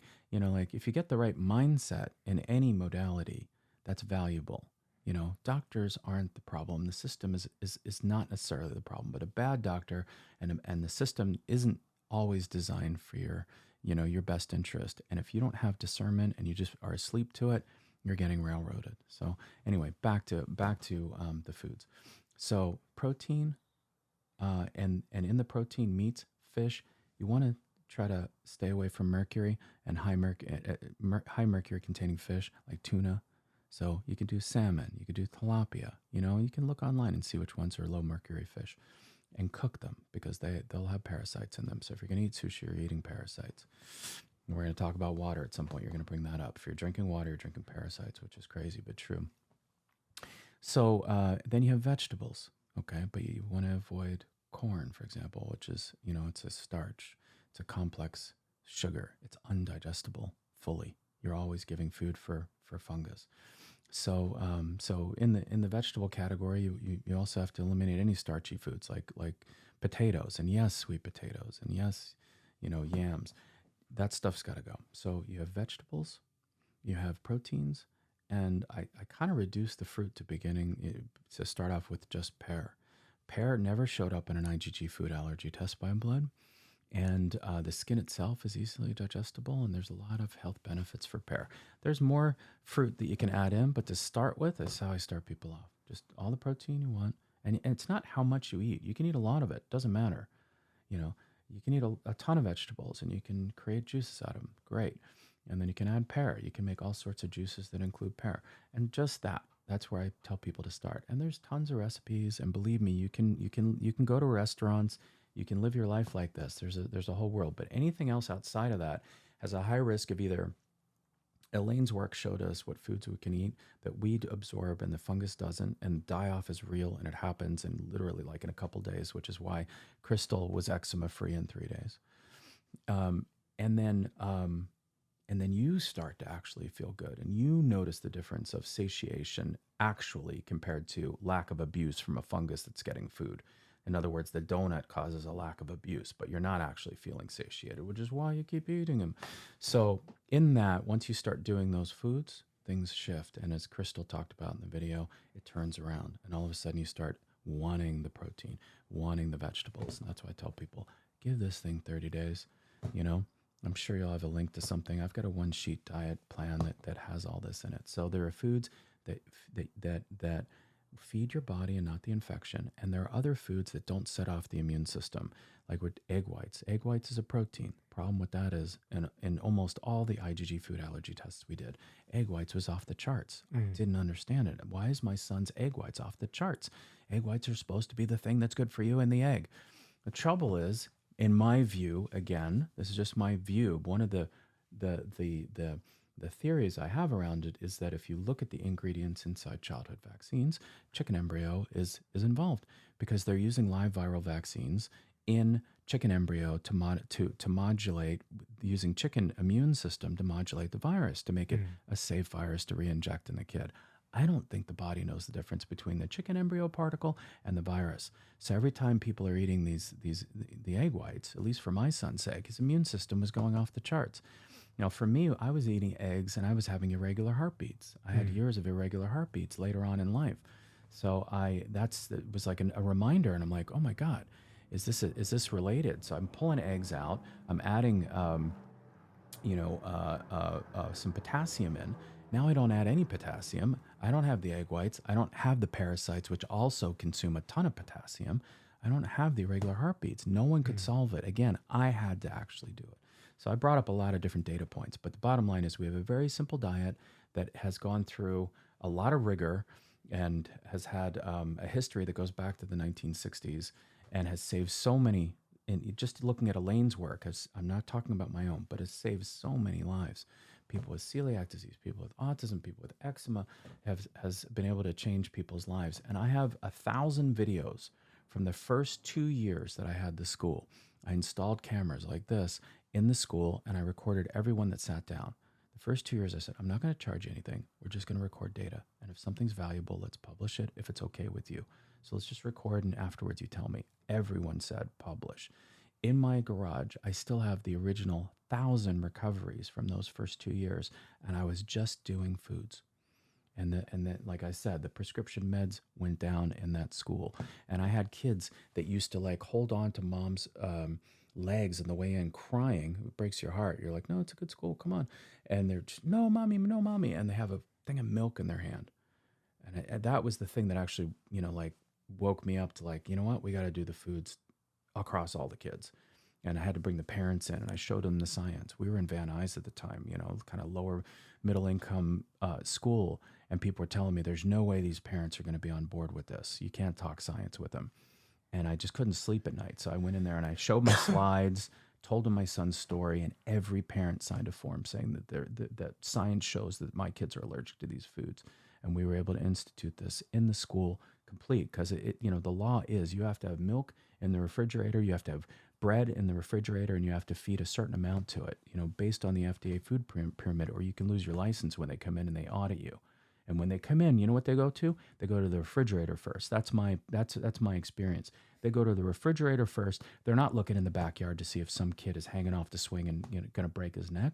They don't go into the classrooms to see if the teachers are going to are beating up a kid. They will go to the refrigerator. I remember the first time I saw it, I was like, "What? This doesn't make any sense." And you can lose your license if you don't have the milk in there. The only caveat is unless the kids are allergic, and science shows that they are. Parents signed off on it. We never got bothered with that for years. And we saw the kids were easier.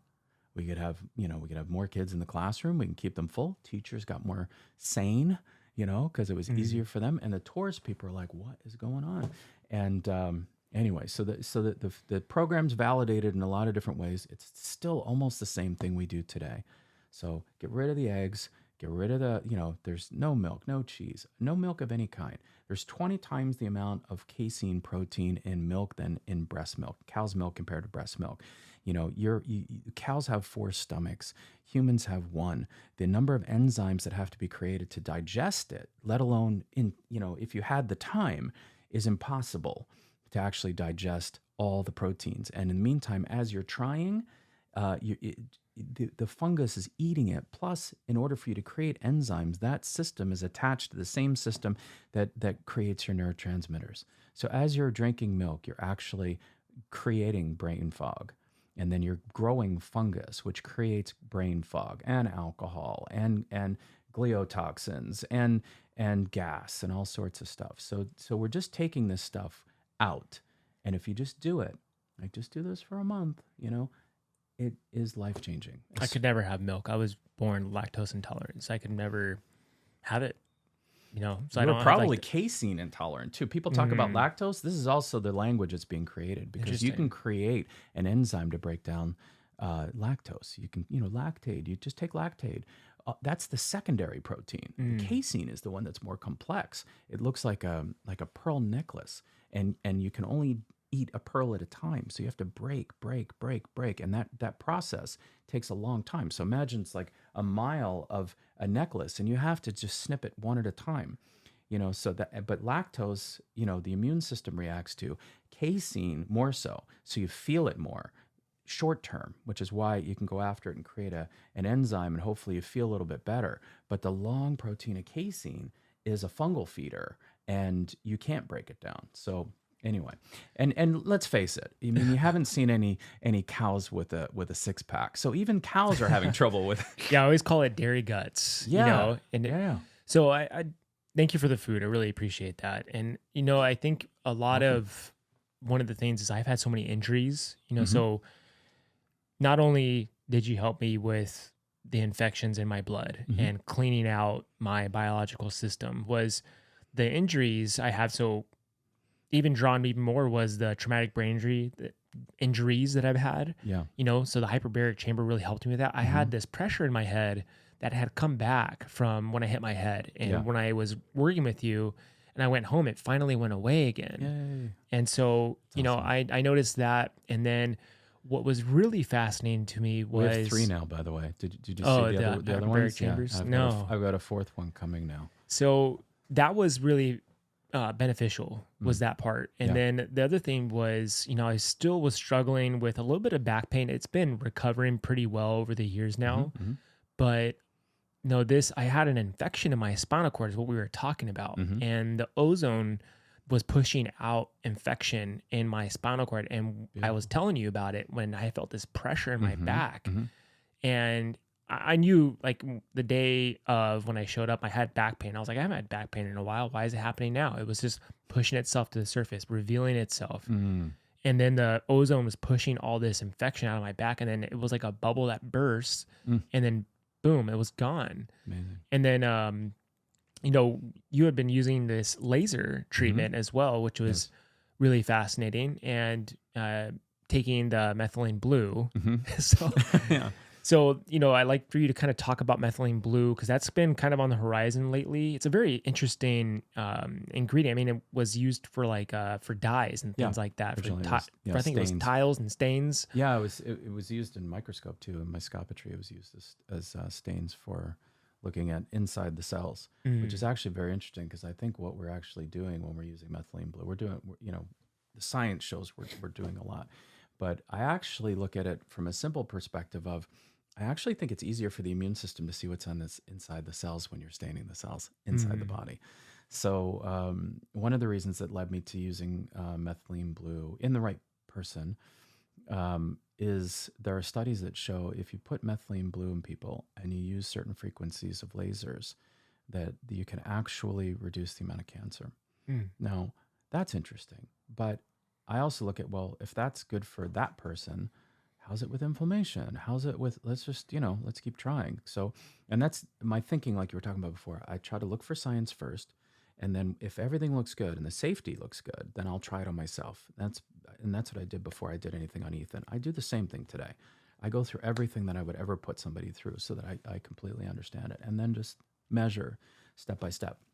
But anyway, the lasers are something that we've made, and how we got to those frequencies is that I studied every laser frequency in science that had anything to do with stem cells, inflammation, major conditions. And our team, I have a researcher admin that I use, and she's collected the studies, puts it in a spreadsheet. It's nicer these days than having to do everything.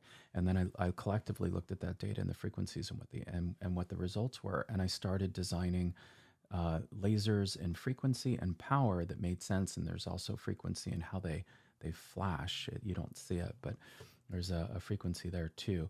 And then I'm on probably our version 7 of lasers. So we're down to really, there's only a couple frequencies that I really love, because if you're looking to, trigger stem cells, and you're looking to reduce inflammation, and you're looking at how to match the frequencies that are used in the research for things like cancer, there's only a few that have really bubbled to the surface for me. And that's what we have. Well, you were telling me about how you helped this woman who was hunched over, right? Who had some herniated discs. L4, L5. And then so you just put the laser, gave her some methylene blue. I can't even remember. I don't even think I did methylene blue. Oh, you just used the straight laser. I used the straight laser. It was a blue laser.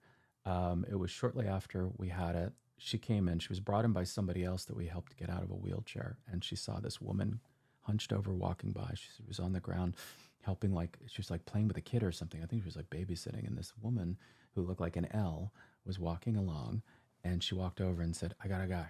That's all she said.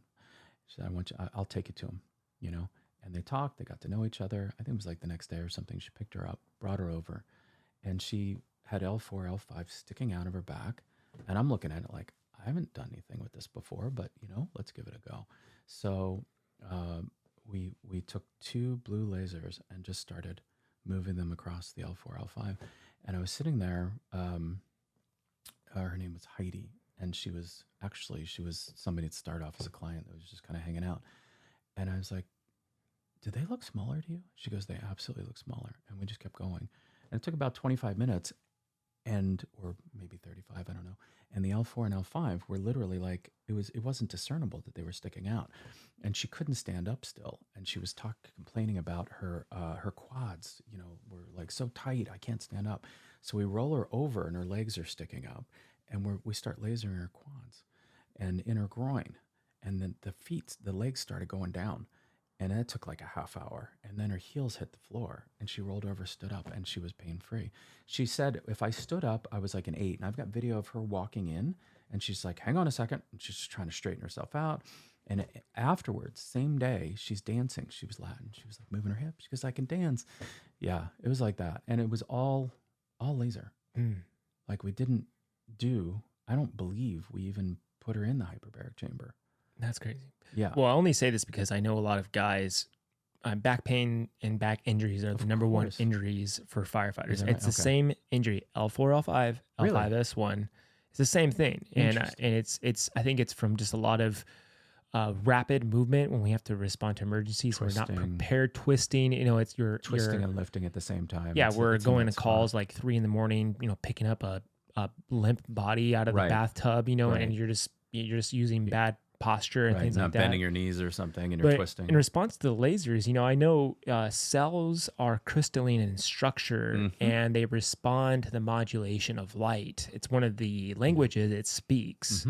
So I found it pretty fascinating. I know our bodies are super susceptible to sound, frequency, and light. And if we don't understand the language that these things feed off of for transcending something, and how are you supposed to, move forward with kind of, if we're not speaking the language, right, of what the body and what our biology is really speaking, and that's my biggest thing. I just barely started learning the language, you know what I mean? And I was just recently thinking about it the other day, my thoughts towards my body. I had this meditation where I was just getting this divine just intervention with myself of how I speak to my body. You know, I shame my body. Yes. And I through this meditation, I had this just image of myself going through from top to bottom of how I shame my body. Yes. And it was really interesting. You know, I was in this trance state and experiencing this, and then I started laughing. How sad it is, how I shame myself for how I look, for my divine blueprint of how I am manifesting myself in front of you right now. Yeah. You know what I mean? I was shaming myself. I still would shame myself. But my body's receiving that signal from my thoughts. Yes. You know, how is my body supposed to feel good if I'm sending that signal at a cellular level? My cells are just, all they do is just, it's a sending and receiving mechanism. And it's just, okay, this person, this mental body is just sending a signal like, we're a piece of shit. So we're going to tell you you're a piece of shit. Here's some pain. Or we're gonna be a piece of shit because we believe everything you're thinking. You know, Yeah, that your too. body is the most, in my experience, the most loyal thing you will ever experience in your life. It doesn't question you. It's like whatever you believe. If you believe there's war with somebody, the cells literally line up as if it's preparing for your arm to be chopped off. It's incredibly loyal. And yeah, there was an exercise. I had the privilege of working for a long time with this woman named Byron Katie, and you may or may not know her, but she did an exercise one time having to do with the body, and you were just focused on what the body does and apologizing for everything you did. It's like a 12-step amends letter, to your body. And then afterwards we play a song called Love's Divine by Seal. And it was always, there was like two things that were incredibly moving from that work. That really was. And I try to incorporate that too, and I say it a lot. It's like, here's the thing that's the most loyal to you. Your body will be more loyal to you than any relationship in your life, wife or not. Doesn't question, just does. And yet we rip it apart, and it sort of tells you what the mind has the capacity to do. Like you're talking about your culture. It sounds like your culture has the capacity to rip anyone apart. For sure. And the truth is, if you are at war with anything, your cells follow. If your cells are dysregulated, you are susceptible to infection. If you're susceptible to infection, your dysregulation, disease, and death are just steps away from that. So, and it really all starts with the idea of, is your heart open? Are you in a place of loving? Are you a place of trying to create this place as a better place? Or are you at war? And if you're at war, your cells instantly respond.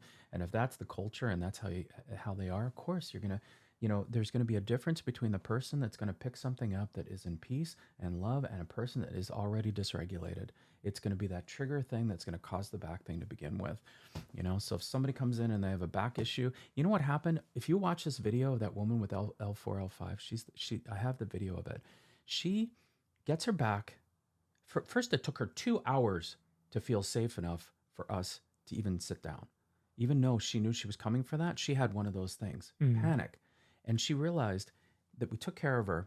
She could walk, she could dance, 80 years old. She's talking most of the time standing up. When she said, after 2 minutes, I'm in an 8 of 10 pain. She's totally free. What happens? She immediately breaks into an amends for the fact that the reason she was so afraid to heal is that she was afraid that she would lose the attention of her son. So she's shooting a testimonial and she's talking to Jonathan, her son. And I thought she had my name wrong. Like, I'm thinking she's not with it, maybe. Why are you calling me Jonathan? She's like, oh, no, that's my son. And I'm like, oh, I'm so sorry. It's not about me, And she says, Jonathan, I'm so sorry. I realized through this process that I've been holding on to being unhealthy, holding on from not healing because I was afraid I'd lose your attention. She moved immediately into an amends. I called her the next day and I said, hey, I just want to check in and bring you back. Why don't we just, laser that thing one more time and just make sure you're clear. You had such a great breakthrough. I just want to make sure you're okay. This wasn't for pay. I never discussed money. Just following up because I'd really like this human to be clear. She says to me, she goes, Stan, I got everything I got. Everything I needed, I got. I'm good. I'm like, wow, that's incredible. Because she got her physical breakthrough and she got this emotional breakthrough. I can only imagine what it was like with their son going forward, and she said, send that to my son. So I literally texted him. I said, this is from your mom. And it was like, it was so beautiful. So all these things are connected. If you want to stay well, you got to stay out of war. If you want parasites not to stick, you got to just be at peace. Because when you're at war and your cells crumple up your white blood cells can't get in between. You know, it's just the way it is. I see it all day long. And if that's the case, any infection can get in there. Mm. You're the one that's going to get COVID. You're the one that's going to drink the parasitic water and get the parasites. But if you're not, if you're clear-minded and at peace, these things relax, everything gets easier because it's not in fight or flight. If your thinking is in fight or flight, your blood's in fight or flight, you're more susceptible, and it's going to build and build and build. And a lot of times when we're working with people, we're peeling off, like a lifetime of what looks like Lyme, a lifetime of what looks like parasites, millions of parasites, buff people coming in with 3 heart attacks. And you look at their blood and you're like, there are so many parasites in here. Gotta make sure you're closer to the mic stand. Just don't forget that. Yeah. Okay. But okay, so you bring up a good point, and I like how we're segueing into this. Post. Is okay. There's a trauma response that we come across these catalysts in our lives, right? Mm. And so what we're working with is also our traumas when they're working with you. I had a guy sitting next to me who's just puking out his guts of just releasing a lifetime of trauma from like the age he was 5 years old and just, transcending his cancer right in front of me. That was my experience at one of the days at your facility. And like just witnessing that, that this guy, his biology was a reflection of just the things he was holding on to at an emotional, psychological, and a biological level all at once. Yeah. And I found it within myself when I was done, I was so clear with myself, and I witnessed after it's been like a month or so, I was realizing I was able to release more trauma from my body that my body wasn't ready to let go of because of the infection. Yes. And so there's a really interesting thread here that's kind of all connected, right? And the only reason how I'm able to kind of explain the trauma I was releasing, because I've been working with this woman who does myofascial release. And she's been helping me for the last couple, maybe like 4 months now. She's really talented. And we've been able to, my body would just have a somatic release by working with her. And it hasn't happened ever until the last couple weeks. Man. And so I've noticed that my body doesn't want to hold on to anymore because it's not infected. You know what I mean? So, and I do my own also other body work, my daily practice. And I noticed there were a couple times where I almost passed out because I was releasing like an energy from me that my body was now ready to release, and it's a multi-dimensional experience, so it's really interesting when I'm coming across this stuff. And like I was telling you, this was a divinely integrated interaction between you and I because of how it seemed like an accident per se, right? But it was not an accident, but I would like to talk about because when I was working with you, I watched you help people work around their limiting belief systems, their ways of thinking, their perspectives, and you're able to talk to them and be like, hey, what is it you're holding on to? What are you ready to let go of? And when you speak to someone so directly and you look in their eyes and you're talking to them, you're watching like a part of that infection leave, and then you can finally talk to them and you're talking to their hearts. And I feel like this is such a pivotal moment for heart-based consciousness, and it's becoming a tool for change. And this is a part of your work, which I really want to get into, and how you understand that connection, that heart-based mind connection, because it's ultimately, that's where we heal. And it's really a shortcut. If you want to get past all the mental therapy things, like, oh, I thought about this, oh, I thought about that. What do you think about your parents? But when you go to the heart, you can cut through all that, get straight to the point. Yes. Hey, how do you feel about this experience? How can you transcend that experience through this space that's sitting in the middle of your chest? Yes. So I'd love to talk about how you've kind of seen that kind of manifest, in your work and so forth. First, I have to say I am incredibly grateful for this discussion, and I'm hearing you articulate the work and ask these questions that allow me to speak in this way to begin with. And the fact that you're able to see it and experience it and process it the way you do is extraordinary. I just want to say that. Thank you, brother. Because as you're talking, I'm just sitting here going, I'm just so grateful that we're just sitting here having this discussion. Yeah. So I'm actually a little emotional about it, but which is good. Um, what I started to find in the COVID days was I learned biomagnetics because, at the time we were making a decision that we were going to be natural through COVID. Mm. And as a father, You're talking about working through magnets, yeah, right? With COVID. yeah, and I'll explain it. So, so I knew we were just going to be natural and face COVID straight on. But I wanted to have something if we were going to have COVID come in the house, Mm. if one of us was going to be affected. So I started studying in the literature COVID-19 and any recoveries that were in the medical literature and what the remedies were. And there wasn't anything in that literature. So I said, okay, well, if we widen it, Try to get closer to the mic. yeah, sure. Sorry. So if we widen it, I'll put it right in front. Perfect. So if we widen this search, COVID is a coronavirus. So let's look at coronaviruses and recoveries. In the veterinary research, there was a ton of things in biomagnetics, which are just magnets being placed in the body using muscle testing. So it's intelligent placement of magnets to not only diagnose or find a spot that's off in some way, but to treat it using different types of polarities. Mm. Now, at first, I'm like, this is the thing? Like magnets?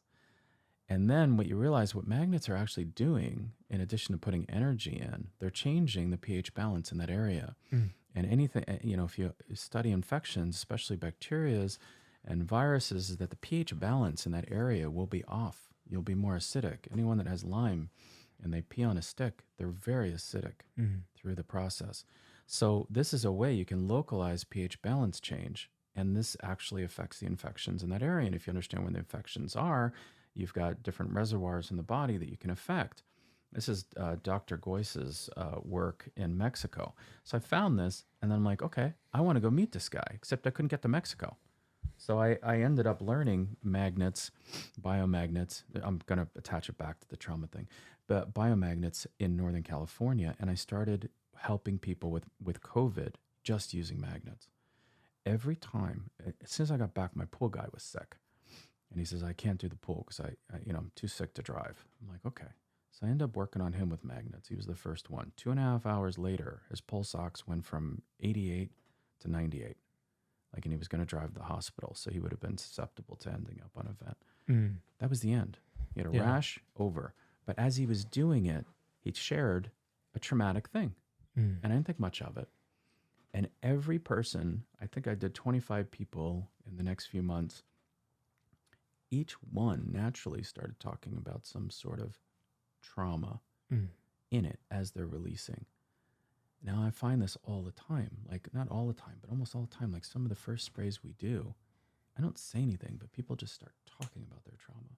I had some people that you spray, and once they start regulating their brain, because we have studies, we have, like my early days, I have a patent on one spray because I could show it changed the brain regulation in the first spray. We start doing these things, and people, some of them will just start crying, and their trauma comes out like right there. It's like they seem interconnected. Where if you vibrate at a certain level, What's the spray called again? Well, that one was methyl B12. Oh, methyl B12. So it's one of our energy sprays. But methyl is one of the 5 types of B12, and we're using it as a nasal spray because we've identified that the nerve actually in the nose can get it straight to the brain, and it goes faster than blood. So that's how we know the nerve can do it. So that's the patent, is a methyl B12 nasal spray, and also we did a one that works with the transgenial nerve, which is for your mouth, so we can actually create a candy out of it.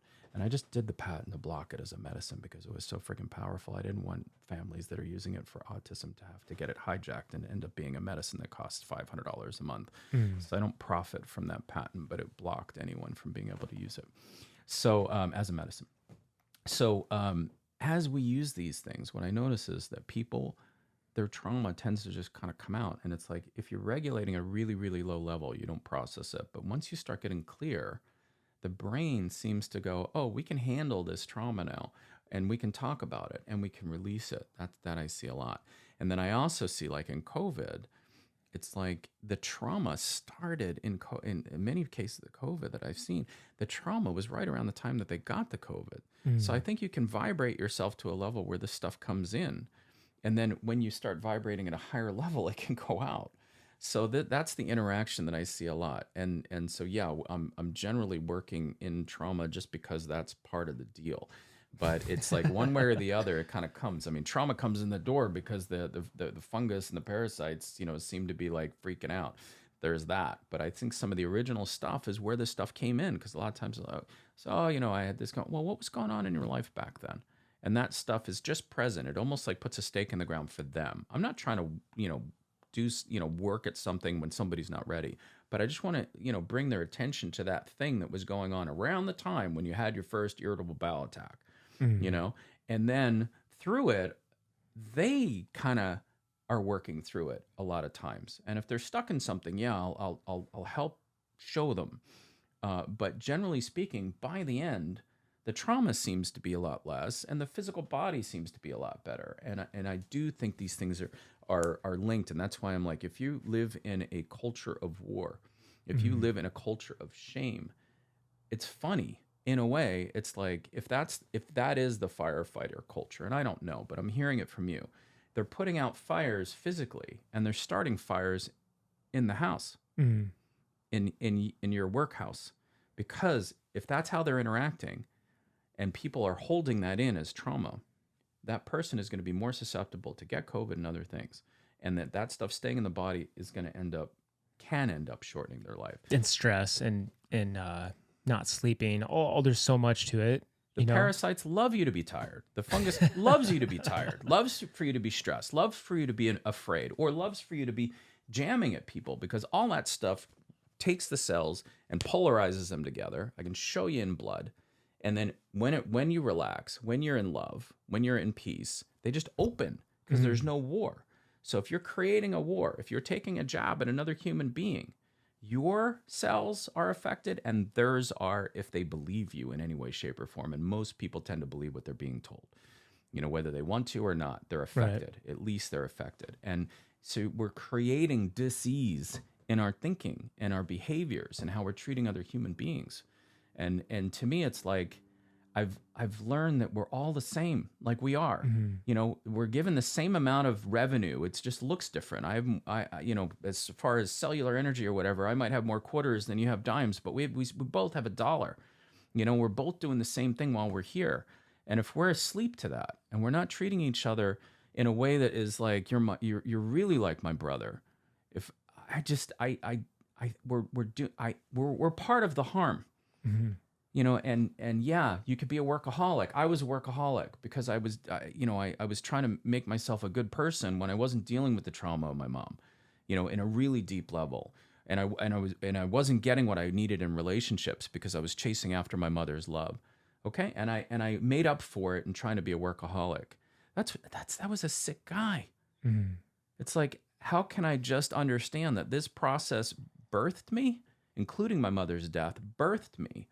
And these experiences I can take to other people and make things better. And if I could do that in the cleanest way possible, and you mentioned with integrity, if I can do that, then I am moving the needle to less infection, not only in the physical body, but in this energetic space, not to mention spiritual or anything else. So these things are so intertwined, and I love spending time in it, and even in this discussion. But I'm listening, and what I'm blessed with is my mind records data. And something somebody says in the beginning when I first meet them walking through the door, and on the second or third day I'm working with them, they say something else, or I see a behavior, I see this. I'm really good at connecting those dots, the same way I did in the early, the 750 studies when Ethan was sick. And if I can connect some of those dots and show them to you while you're getting healthier and your brain can actually consume the data, then we're truly elevating people into something that I personally think when we move enough people is just an unstoppable thing, because I think humans are they have way more potential than we're using. We're wasting human life through aggression, through fear, and the fact that most of us have these infections. And if we can remove that, as we remove that, we're seeing a higher level of people that I think are walking away. If we just focus on that, imagine 8 billion people. And and if we move that needle, what 8 billion people could do if they just quit being jealous, anger, resentful, comparison, and they focused on creation. They focused on their strengths and their art. Like if I'm a troubleshooter, how far can I take that? And if we all were focused on that rather than the amount of time, like we're only here so long and we're spending time doing what? Like how productive is stress? How productive is, I mean, how can you produce in fear? You can't. Fear prevents production. You know, hatred prevents production. There's nobody that has hated their way into something great, you know, for the most part. Man. And it's arguable, but it's certainly more productive if you can be in peace and help fellow people, you know, and problem solve together. Like what can you create? But I know from a cellular perspective, that's way more productive and way healthier. And the outcomes to me are, I mean, that's where I want to spend my time. And I hope the rest of us can no, join. For sure, dude. I'm under this impression that we have cultivated as a species that we are powerless. And this is a special, unique belief system that we've discovered at an early age. And so all your special qualities and abilities go out the door as soon as you create that belief within yourself. Amen. Yep. And that's the part of it, is that you created that belief through your, you know, family proclivities, through your cultural, you know, influences, and this powerlessness. It's giving you the ability to create things that are bad. Yeah. And instead of realizing how powerful you really are in your own self-empowerment to create things that are good. Yeah. And in the end, we have these two options, right? We can create good, we can create bad. And we lean towards this paradigm of wanting to create suffering. Yeah. And ultimately, that's the bottom line, you know, and our biology is going to reflect that 100%, absolutely. Right? I call it fear of heights. Yeah. It's like, you know, it is fear of what you might create. It's much easier to judge other people than to focus on what your ability actually is. And it you know, it's like it's much harder in a way to have an open mind and say, I'm responsible for everything. I don't even know my own potential. Everything I'm doing is without a net. What can I go and create? It's much easier to say, hey man, you just cut me off. You're an asshole, you know, on the road. It's like, that's easier. And yeah, I'm very much like, I feel like my purpose these days, I want to see how far humanity can go. I want to see more and more people working at their best and see what that looks like. I want us to be able to take this to the absolute limit to see what human superpowers actually are, because I don't think we're supposed to be living this short. I don't think we're supposed to be spending time doing what we're doing. If we, you know, I've seen relationships end because of Lyme. Just because, you know, the husband and wife or the mother and daughter are sitting there with what looks like Lyme in their blood. I'm not saying it's Lyme, but in my view, looks like Lyme. And they have it until they don't. And when they don't, I see people getting back together. I see things being much less stressful. I get text messages saying this saved our family. You know, this is all possible in the view that I see. So who are we without this stuff? I'd like to find out. And that's kind of what I'm blessed enough to see it. And get hints of it every day, you know, but I'd like to see a world that doesn't have this base infection in it, that doesn't have parasites that are going to come in water. I don't know if we're going to go there, but, you know, like, who I do want are to talk we about if that. we, that's a good story. Yeah. So this is kind of how it came up was, so I left Stan's facility with clean blood. You know, I had pictures of it, the befores and after of what my blood looked like before and what it looked like after. And I wanted to bring Haley, my fiance, to Stan so we can, you know, have clean blood together, right? And so what happened was when I took Haley over there, Stan was like, hey, let's look at your blood. And so we looked at it and we had these like really large parasites in there. They look like tapeworms, you know? And so immediately Stan's intuition was, hey, what have you been doing? And like, where did you go right after? And I was like, I went to work. And so he was like, let's check your water at work. So he sent an Uber down to pick up a container of water. And what's funny is like I had to text some of these guys at work, hey man, I have a guy coming to send an Uber to pick up a container of water at the station and he's going to test our water. And like, one of my friends was like, what the hell, dude? And so what happened was, you know, just to fast forward is Stan tested the water and saw like in our machine that we all collectively pay for in the firehouse for this water that seems to be, filtered and X, Y, and Z. It's got like 7 carbon filters and it's got like whatever it is, right? He tested it and found these extremely large parasites in the water. And what's interesting is that this machine is it's siphoning water from the LA City tap water from the sink. Yeah. And so we were looking at the water, and not only were there like parasites in there, but you were finding some type of like very strange. Like amoeba looking type parasite you've never seen before. Yeah. And we were trying to figure out which ended up dying off when we put antiparasitics in the water. That's how we figured out that, okay, this is parasite related, but I'd never seen anything like it before. And there was a lot of them. So if you're looking for something and you see a lot of something, that is something to look at more closely. And I think it was your idea that said, why don't we treat the water and see what happens? And then they were gone. But yeah, this concept started when I had this guy that looked like a Viking came in, and he had 3 prior heart attacks and felt he was dying. And he happened to share a story about his property, and he really loved his property because it had these wells in it, 6 wells, and the indigenous said it was the best water in the entire, and I'm listening to story, and when people have pride, I do pay attention. A lot of healers come in and they give me their resume. I'm looking for the loopholes, not the loopholes. I'm looking for the blind spots in that person, because there usually is an answer in the blind spots. So I'm hearing this story and I'm watching his pride, and I'm like, this is fascinating. He's talking about how important this water is to him. He was riddled with, again, similar big parasites. And he has this copper container in front of him and he's drinking it. And it was his first day. I'm like, is that from your well? He's like, yeah. I said, let me have that. And we tested his water. The same thing, same kind of thing where these massive parasites in him and the quantity and the parasites that we can see in the water looked identical. And he's like, oh my God, it's from the wells. I'm like, your property's killing you. Your decision, your belief in the indigenous, nothing against, I'm all for indigenous. Like I buy coffee from the indigenous, So it's like, but your blind belief in something that you find beautiful without discerning it yourself. And not everybody has, the ability to take a look to see if parasites are in water. But as a culture, you see filtered water. Nobody's looking at parasites. You don't see a bottle that says parasite-free water. Why? It's almost impossible. The only water I've ever tested that was close was my friend Stello came to it. She's a pulmonologist, and she came to me ironically for asthma, and we helped her clear that. Okay. She got really passionate about this work, and she says, I want to test the surgical saline. She brings the surgical saline in, and that's really highly, highly filtered water. Turns out there are even parasites in there. Not a lot. Looks pretty good. I'd give it a good thumbs up, but still even had parasites in it. So this guy's water essentially we helped him get rid of his parasites and live a good life.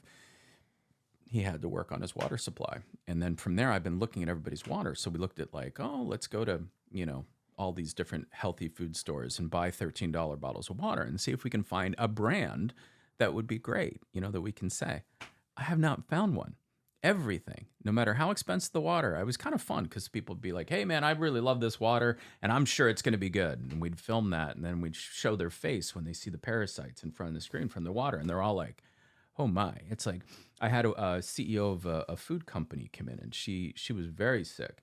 And she says, you should test my water. I have a $14,000 home system. Took me 3 years to pay off. I'm like, great, let's check the water. Huge parasites. So it seems like as we take minerals out and reverse osmosis, for some reason, these parasites really enjoy that. And the other thing is strange, which I don't have answers to, is that there are living stem cells in every water we've tested, whether it's well water, whether it is from a glacier, whether it came from Italy. They all have tons of living stem cells in them, and which is interesting because the parasites, of course, love stem cells, and they're living parasites in the water. So when you're drinking water, if you haven't taken care of parasites in the water, which we do have a remedy for these days, I don't have it out there for the masses, but the people that come in, like you got your bottles and you can treat your water. Unless you're doing that, your drinking of water is giving you live parasites and live stem cells, which I don't have any idea where these things are coming from. They're coming from hundreds of feet in the ground or coming off of a glacier. Stem cells seem to live, I don't know, forever, it seems like. They're living stem cells, living parasites, and water supply can come 500 feet in the ground. I don't even understand how that's possible, but that's what I'm seeing. And we're drinking them, and we're literally drinking our parasites. And I think if we're drinking parasite water all day long, and we're at war at work, and we're fighting with our wives or our husbands, we are susceptible to these things growing. And I can tell you the opposite is true, because my son, who is at UC Riverside, you should probably edit that out. My son who's in university, I don't know if I want to disclose, but my son who's at university sometimes drinks tap water from a fountain to fill up. And when he comes on break and I check his blood, he's got one of the 2 top bloods of anyone. So he's drinking some parasite water. He's not treating his water. He's not, he's disciplined in food, but he doesn't spend time putting a little He's able to keep his blood extremely clean as far as parasites. And I think it's a lot to do with his thinking and his lifestyle and his foods. And he's able to, sustain his blood, even though he's drinking water with parasites in it. But I can tell you that we're all, unless somebody can bring me some water that shows otherwise, we're drinking our parasites. And you specifically, that water you brought was particularly, unusual and did not feel great to look at. Yeah, and I'm glad you have your parasite remedy, and I don't know what's going to happen with that filter at work or anybody else, but yeah, it just shocks me more and more. And we're at the early stages in a way. We don't really know why or what. None of this sort of makes sense, but it was just like the early days when I found that all the kids were reacting to egg whites. It was weird until it wasn't. So there's going to be a wasn't somewhere, I hope, whether it's me or someone that figures this out, so we can understand, how did the parasites get in the water? Why are there living stem cells that are perpetuating them? And how are we going to handle it as a society? Because parasites are obviously a big thing. We understand sushi, we understand kitty litter, but the truth is we're drinking it constant. So everybody's experiencing them. And this combined with, a Lyme-like infection, this combined with, stress that we accept as a way of living, and we're really susceptible to being very, very small compared to our real potential. It's kind of, when you're talking, and I'm kind of like just thinking, like I've had people come on the podcast talk about ketamine treatment, talk about iboga, talk about ayahuasca, and like these plant medicine and psychedelic therapies that are helping people transcend trauma. What you're experiencing is something very similar, where this biological detoxification helps shut down the noise in order for you to process something and be able to see a different perspective and be clear about it. Yes. And what all these medicines do at the same time, they do the same thing, where it shuts down that default mode network to where you can clearly see something and be able to process it and have a different perspective, and your neurology, your neural pathways can move around to perform of changing the synapses in your brain to believe something different. And you're doing the same thing, where you're shutting down the infection. You're giving the infection a time and a space to remove itself in order to get that clarity and in order to move forward, which I'm finding really fascinating, how I'm just piecing that together. Right. Yeah. Yeah. And, man, I just don't know, what other way I can like piece that together, except for the fact that it's an opportunity for growth and an opportunity for healing, essentially, right? To come back into, what we're designed to be, which is, a divine person, divine human being. Other than that, I don't really know what else to say about it. Well, it's like, I don't know if we know what our real powers are, because we've been so muted. But I reflecting on what you're saying, I could see that, these medicines are doing, in a way, what we're doing by reducing infections, which is kind of creating a safe space for the mind and everything else to process. And it's like, if you're being chased by a cheetah, I'm not so sure you're going to be able to work out, the grief of a relationship. So we're stopping the cheetah for a while, whether it's through iboga or whatever, that you're describing, or ketamine or MDMA or whatever it is. We're doing it by reducing infections. But the other part too is we're actually feeding the brain. Like methyl B12 normalizes the brainwave activity in a lot of people with, with ADHD looking brains, where the front's slow, the back is fast, where there's dysregulation. So I look at what we're doing is we're just restoring the body so that it can do its thing. The Amazonian roots are giving energy to the brain that seem to allow it to focus on taking care of the cells rather than dealing with the trauma that you have in your head. So in other words, if you're in trauma, your cells are secondary, which is crazy. If you have a active bacterial or viral infection, in my experience, and which I could explain, but it's just no for now. Consider assuming true. But if you have an active bacterial infection or a viral infection, you cannot detox. So you're going to hang on to metals more than others. This is what we see in kids with autism, but I'm seeing it all over. It's like you reduce the infections, it's easier to dump toxins out of your body. If you're not fighting and you're calm and you're in a meditative state, you're actually excreting more toxins. So the opposite is true. And I do think about it for your community, that if it's true that they're fighting a lot or pushing each other a lot, and then they're going into the space of toxins and breathing, that's the wrong mindset if you're trying to stay healthy. So I think those people are going to pick up more, just because of their thinking being off and the infections they have going on. Like if I'm going to go into a fire, which I will, if you're in a fire, I will come in there after you, no problem. But if I'm going to do that for frequently, I'm going to live a longer life if I'm going in peace rather than going in anger and or my cells dysregulated. I'm going to be a master at actually organizing my cells so that I can go in there and live the longest life for my family. That's what I would want. But yeah, I agree that I think this, the work we're talking about, even this discussion, we're organizing people's blood. Like this frequency organizes people's blood. This thinking organizes people's blood. And in that, the body can do the things that it needs to do to take care of itself. And this to me is one of the things that we just are not doing when we're picking up and looking at Facebook, or we're picking up and we're looking at Democrats and Republicans, or we're picking up and we're looking at, China and these things.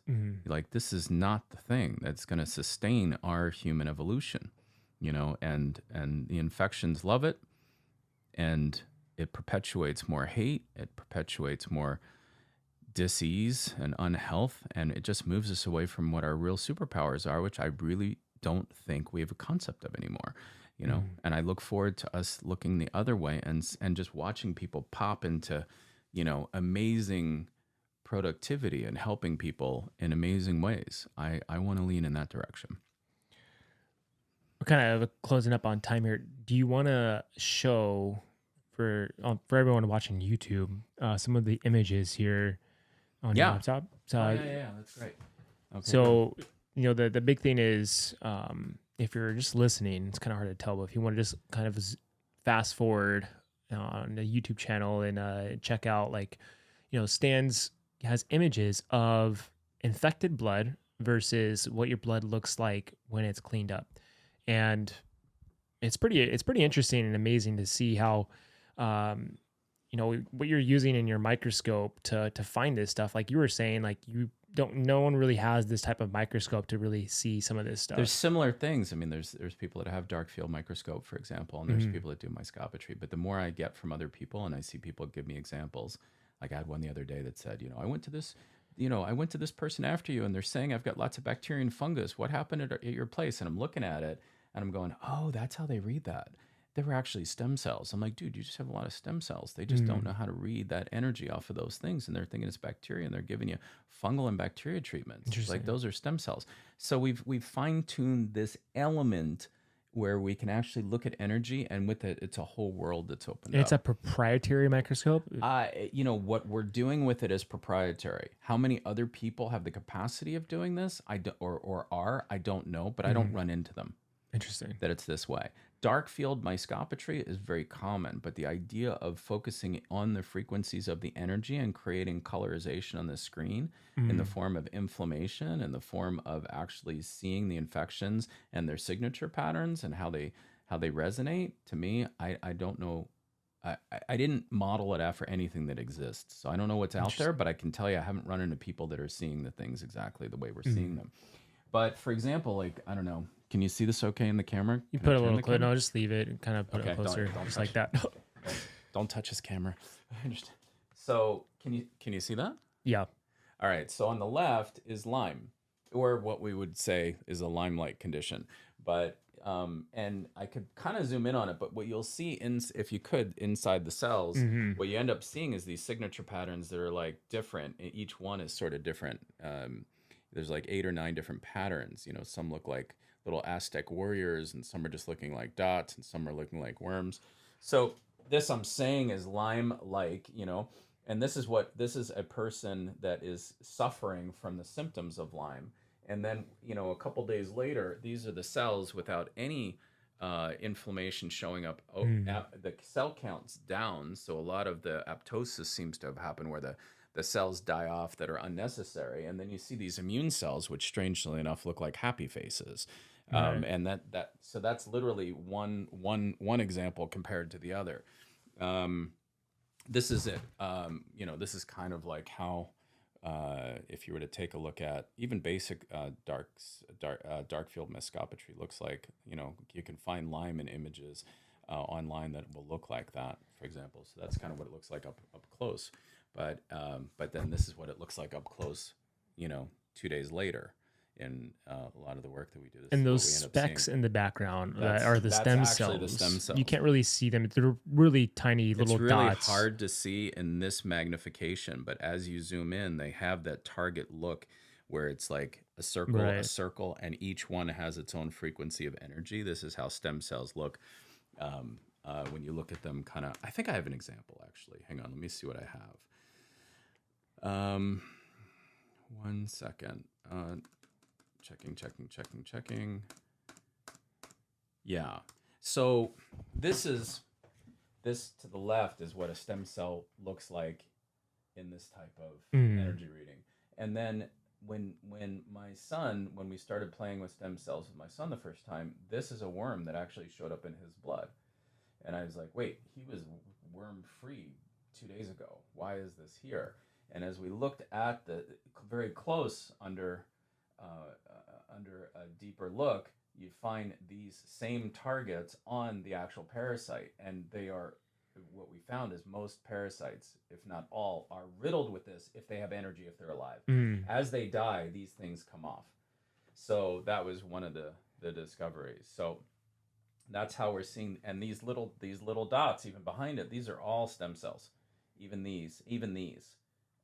And you can tell because of the colors that come off of them, and as we expand on them, they look like these. They're just very small. And the ones that are very small are generally born from, you know, like same-day work. So I'll show you a couple other things. I need to get a tech guy that can just like upload the image on the screen.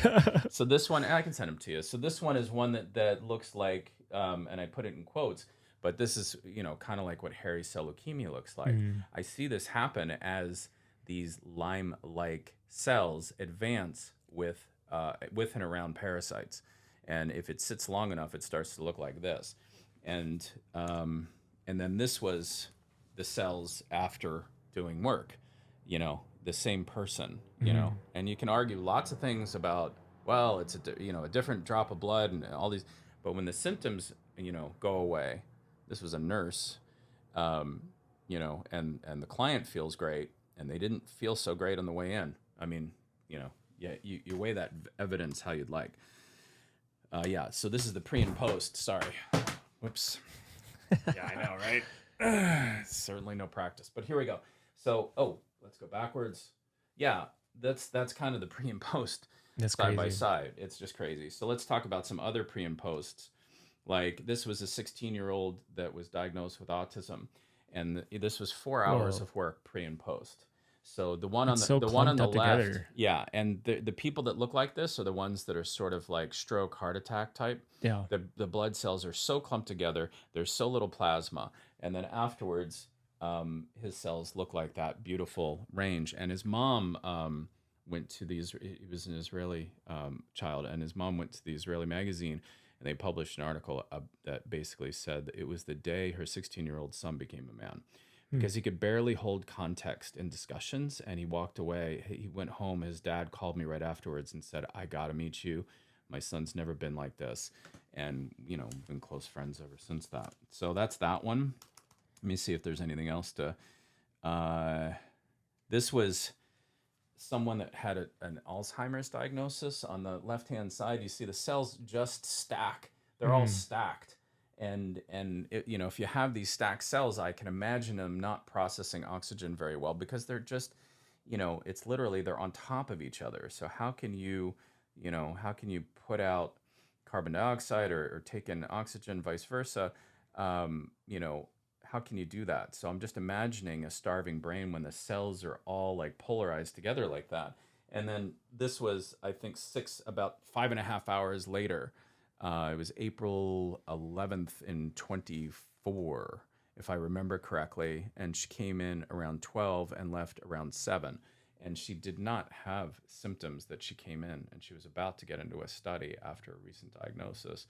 And she's traveled by herself multiple times. She gets out of the house now. All we did is just take care of the blood. Crazy. Yeah. Anyway, there's lots of stuff like that, but I think we probably made the point. Is there anything else that would be kind of cool? Nope. I think that's a good example. Cool, man. Well, we're at 2 hours now, so I definitely like to close up here. Good. And but thanks so much, Stan. Like, dude, I think Thank you, man. we're able to get Sorry. the information out that we needed to on just like the basic understanding of, you know, your work and just the profound nature of like what you do for people. You know, it's you know, it's helped me elevate myself, my biology, and Haley's as well. So thank you for that. I really appreciate it, brother. And thank you for the work that you're doing for your community. It's amazing. Like when you told me about what you're doing in this, and it's, I mean, these are people that are out there risking everything for other people. So I know they have good hearts, and I know that there's challenges in the culture and all that kind of thing. But I know deep down these are people that are willing to do that, and someone that is there trying to make sure that those people are okay, and to shine a beacon that gives them some opportunity to elevate themselves. I mean, anyway, it was easy to be a yes to anything that you're asking me to do. And, you know, so I just feel like just coming here helps, you know, just helps with karma itself. So yeah, great job with this. And you're a great interviewer. I love your mind. Thanks, brother. Yeah, really. I'm not just telling you, you know, it's sincere. Yeah. So lots of love to you, man. Thank you.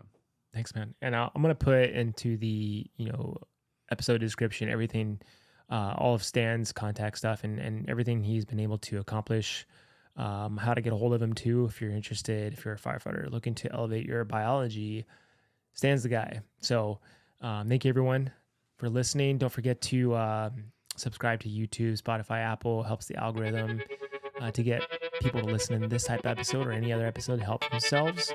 And I love you. Take care. It's time for Grab Lives.